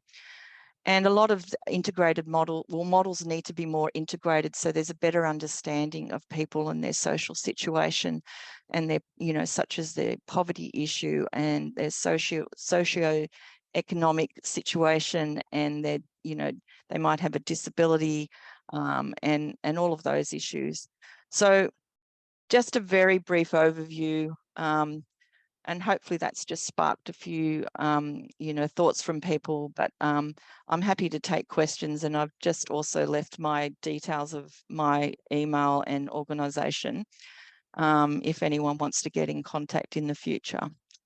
So thank you, Pete. Well, thank you, Fiona. Hang on, just to get that off. Yeah, I was going to say you're doing fantastic work over there. I see a lot of mirror work sort of going on with what I hear, from the Department of Health here about with better joining up with social care, etc. There seems to be that missing each other like along the way. I think in recent years, I think last 2 or 3 years, they've got the Department of Health, and so they've actually joined together as a name, but I'm not sure if they joined together in how they're working with each other, sort of thing, but it's paramount, because we've got this problem that here that healthcare don't network well with social care, But I think I know the other guys may ask you. I don't think we've got any questions, have we, Keith? Have we got any? We've got a comment, and then I have a question for you, Fiona. It was very interesting. So one of our listeners, Karen, she's a Canadian, and she notes that the concerns that you raised in Australia mirror those of the same problems that we have here in Canada. I think it's something we're seeing obviously internationally. These parallels are in developed and first world nations. In developing nations, it's even worse. So I can't even imagine what it's like. But I was really interested. That was very fascinating. It looks like Chronic Pain Australia is doing like a lot of good work. Hopefully government and other organizations meet you in the middle to actually come forward on some of your recommendations. But there was one that jumped out at me that I'm interested in, because I personally believe the primary care physician role is critical. I mean, that's our gateway to all our health issues, right? When we have any kind of health issue, first thing we do is we go see our GP or primary care physician. And one of the recommendations, and I don't quite remember, it was you'd recommended an increase or more sort of primary care multifactorial pain services. So I was just wondering if you could expand on that a little bit. Like what are you thinking in that? I mean, that's it's a term that we hear a lot, but from Chronic Pain Australia's perspective, what specifically? Okay, so just to put it into the Australian context, we have, and we're right in the midst of a crisis at the moment with our Medicare, because we don't have a national health, we do have a national health system which is funded by Medicare, but what we have is a separation between, so everything in the community is funded by the federal government, and everything in the acute care hospitals per state is funded by each state. So never the twain shall meet. So as we know, we really need an integrated system. And so there's always been this argy-bargy, from the tertiary services which are funded by state, saying, oh, that's primary care's problem. But the way Chronic Pain Australia sees it is that we want to look at prevention and support. So what we have mentioned, and as I said, there's across Australia 31 of these primary health networks, which are basically organisations which are set up to do subcontracting of services, such as looking at diabetes management, mental health programs and things like that. So what we're asking them with that is asking them to fund each one of the 31 primary health networks which are located out, and they have linkages with all of what we then call local health districts. So for example, in my local health district, we have one primary health network, but it covers 2 districts. So that's sort of, ensures that there's a one primary contact. So what we're asking them is to provide basically a multidisciplinary, staffing at the primary health network phase, wherever it's best located, that can provide support to GPs and allied health professionals in the community, and also provide access to free self-management pain programs. So whether that's whether they do them in local communities, or whether they, as I said, do them at a local hospital that's subcontracted, but that will then address some of the issues around affordability and access. And also what we would like to do, because Australian Pain Management Association, APMA, they also offer support groups. So what we would like to do is have that paid, those support groups, peer-led, so that those are available to people as well. So it's a bundle of care. And the way that they're looking at it is we're also pushing and saying that, with chronic pain, lots of people have other health comorbidities. So therefore, potentially divesting to reinvest into chronic pain, because there are some similarities with some of the issues around lifestyle change, activity, all of those things. So we're not asking, so we're actually trying to come at it from an economical side as well, that government will listen to say, like, divest to reinvest. But this is what the community is saying. Yeah. Does that make sense? It does. It's very interesting. I mean, a lot of similarities across the different countries, but so it's just very interesting. And I'm wondering, do you have a feedback or a sense of government's sort of appetite for this? They're horrified. Yeah, that's what I wondered. No, it's actually and then the other issue which complicates the whole thing is that we're actually under, as I said, you may or may not have seen in our recent press, is that we're having a whole crisis with Medicare, which, we've gone from when we refer to bulk billing, where people now have a lot of out-of-pocket expenses. So to go to the doctor, it would cost $90. They'll only get a rebate of $38. So people are so much out of pocket. So the government's having to realign all of the Medicare. So it's been a thing that's been in for 30 years without any change. So a lot of it's currently very topical. But yes, when you say, is there an appetite? I think it's based on the fact that, we've come at them with all these survey results and shown them that, and as politicians, the consumer, when consumers are unhappy, they want to make them happy. So yes, they have heard. Whether it, the proof will be in the pudding if it actually comes. But we've actually had an initial positive discussion thus far. Okay, yeah, very, very interesting. Yeah, I mean, I have yet to see, and not that I know every healthcare system internationally, but I have yet to see one that is fully funded and fully functional. So, it's the cornerstone to just sort of good health is a good healthcare system, right? And it just seems to be every nation struggles with this. We have our same struggles here in Canada.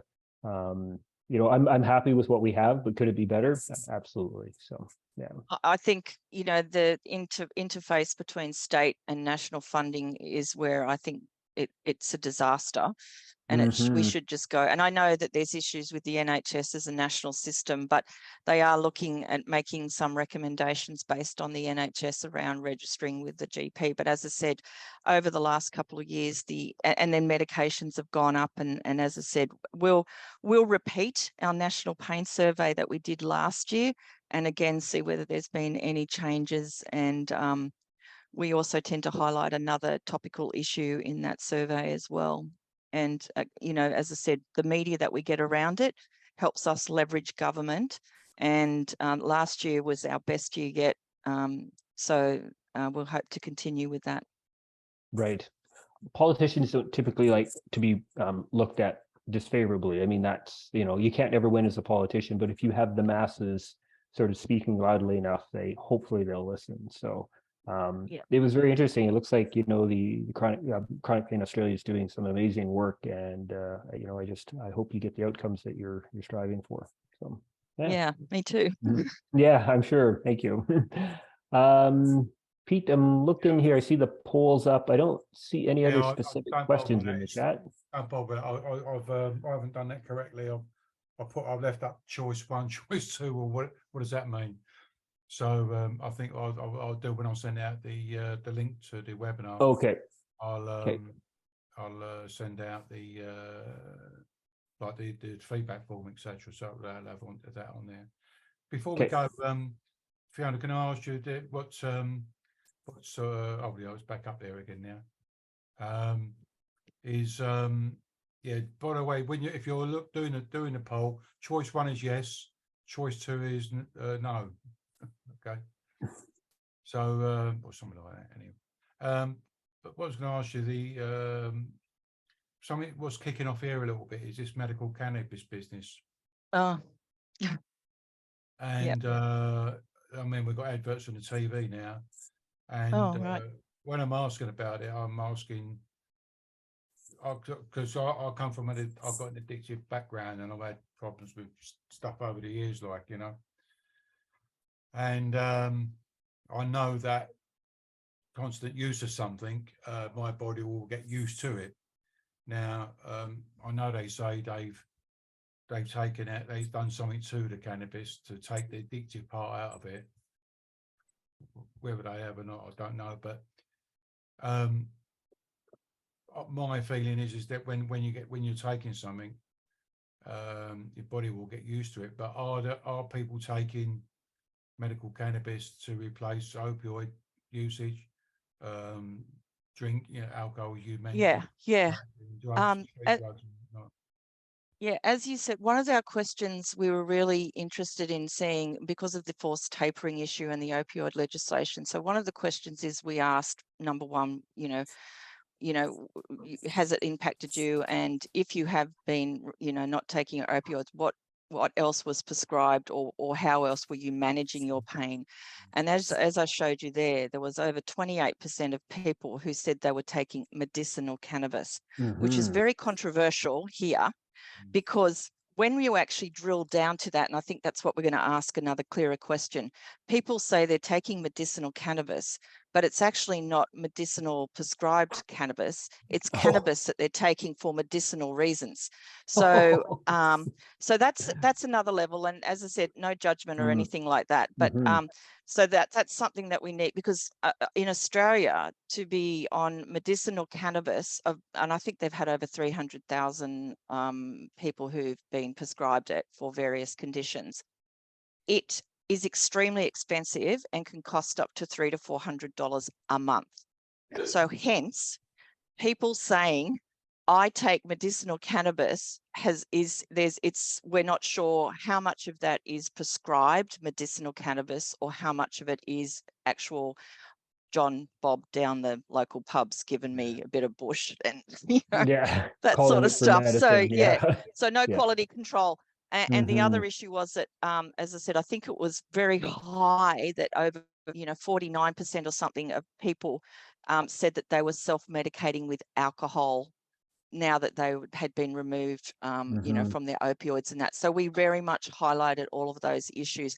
And then they were put onto gabapentinoids and those sorts of things. So what we were trying to say to government is, you take something away and you don't offer another proper alternative that's evidence-based, people will go to the quickest, easiest alternative, which is this, which is, again, how we were able to leverage and say, so therefore, if we're offering closer to home, evidence-based pain management and support, then, you know, you may be able to, you know, these people may not be, you know, causing them more issues related to their health on top of their chronic pain as well. So, yeah, it's expensive. Yeah, and I saw some research that was posted on Australian Pain Society, their Twitter link during the week, that about it's not that helpful, you know, in the long run. There was a recent systematic review that said for chronic pain. But then, I was going to say, one last question was, so those people taking, you know, taking medicinal, drinking and whatever, are they, I'm not saying that I'm supposing the best way about giving them options like self-management, but are they likely to engage with self-management if they're still in that mode like I was back in the day, where you thought that the problem solved come out of a needle or a tablet, like, you know? Yeah, I'm not sure, Pete, but I think if things were closer to home, it wasn't so unaffordable and there was the awareness, so hence the AAA strategy. I think if people are aware, and part of our campaign is trying to get across that self-management, you know, it isn't the quick fix, and it's not going to be in a bottle or a needle or, you know, some other biomedical intervention, that these things actually, you know, getting, you know, changing your lifestyle, getting, you know, improvement in your function and your, you know, your well-being and mental health can actually make huge differences. So that's part of the whole package. So an awareness campaign so that people, you know, will have a better understanding that, you know, they might not think it does, but actually it can make a huge difference. And getting patient testimonials like the lived experience, again, I think is a very powerful way of doing that. So yes, there will always be people who will find that, and there may be lots of reasons why. But I think if we do a better job around that as part of the whole campaign, I think that we might have better outcomes for those people. And we'll see what the results are this year. Is there any other last questions before we wrap up? Probably keep going and going, but I think it's probably time to wrap up. I really appreciated that, Fiona. It was just very interesting, and so thank you for providing that. It's always good to see you. That's fine. Thanks for giving up your evening to come and share. You know, it's appreciated. Oh, pleasure. As I said, if it just helps, you know, people, if just I can something help you quick. guys I can help you guys out in any way, you know where I am. Okay. Well, yep, we'll do. All right. Okay. So, great. I'm just wrapping up now. If you want to go and cook your tea or whatever, you can do. Well, it's 5 o'clock, so probably might go and have a little drink. What do you mean? I've got some sparkling water here if you need There it. you go. I've got my water. Okay, well done. All right, thanks, guys. Thank you, Fiona. very much. Thank you very much. All right, cheers. Have a good night. Bye. Bye now. Ciao, Bye. ciao. So, well, thanks very much. Listen, I just want to thank everybody who stayed up wherever you are in the world and attended the webinar and the conference, I should say. First and foremost, excuse me, I want to thank Keith. I want to thank Katie and Dave for supporting this this conference. I can't, you know. Excuse me, my voice is going a bit. I can't do these things on my own, and I really do value everybody's support. I mean, when we discussed this last year, Keith, you know, and all of a sudden it's upon us, like, you know, people like Katie and Dave, mate, you know, they're priceless, like. So, thanks, Katie, and thanks Dave. It's really appreciated. So once I finish this, I'm hoping, I don't know how long it will take for the Zoom dudes to send me the link but when they do, I'll upload it to, I'll send it via the Eventbrite email, and so you'll have the link there. And also I'll also attach just a quick 4 or 5 question feedback form, really, just give some feedback. Just to sort of say, the next hang on, the next, we're actually going to do another one of these, and it's going to be, let me just find the slide. Hang on a second, just bear with me. And here it is. I've got to do that, and then I've got to do this again. Hang on a minute. Well, while you're bringing that up, I'll just take a moment as well to just sincerely thank Dave and Katie for all their effort in making this happen seamlessly and flawlessly. These online conferences typically don't go off without a hitch, but this one did. And I'd also like to thank, Pete, for you for coming up with this idea and allowing me to go along on a crazy ride. This turned out to be more than I thought it could be. And to Virginia, Amy, Owen, Bronnie, and Fiona for just like excellent information, and the 100+ people who registered. And not everybody could be with us tonight, but they get the recording. I think this has been fantastic. And again, Pete, I am so very grateful to you to come up with this idea, and Dave and Katie for being there to make it all happen. Nice one. Well, there you go, guys. We're going to do another one. We hope make these yearly. So the second one, the second Support Yourself Management Conference, will be 10th of February 2024. Well, hi, everyone. I'm back now. It's Keith Meldrum from Canada and my good buddy, Pete Moore. We talked to you at the beginning of the conference, and so the conference is now completed.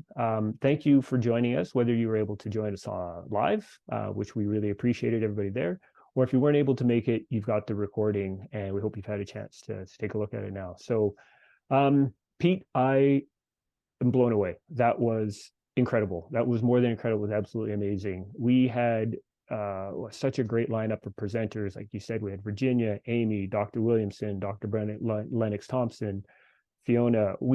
I was amazed on their information and their stories, and just the advice that they had for everybody. So I thought it was a great conference. I'm glad we had over 100 people who were able to join us live or in recordings. And what are your thoughts? How did you think it went? Well, like you, I was blown away, really. I was, I suppose in my head, I thought, well, it'll work out this way, but I was quite surprised how there's quite a interaction, etc., especially through the pacing breaks. Yeah. So we never planned that. That was just sort of came out of the blue, really. So it sort of was quite a surprise, but we really liked the idea. I think that was I think it was quite an important part of the conference, and I really enjoyed that. I want to give a shout out to Katie Napton and Dave Oxley. Absolutely. Who were working behind the scenes, where they was doing all the Q&A, and Katie was doing the Q&A, and Dave was backing up on the techie side of things for me. Yeah. So I appreciate those guys. But I think it's instilled us to, well, we'll make it a regular occurrence now. So the next conference is on the 10th of February, 2024. 2024. Yeah. And but I think we may have something in what I call in the pot, like, because things happen during the conference to give us some extra ideas. So we're still working them out ourselves. Yeah. But, I think we're going to maybe doing something in the fall, in the autumn.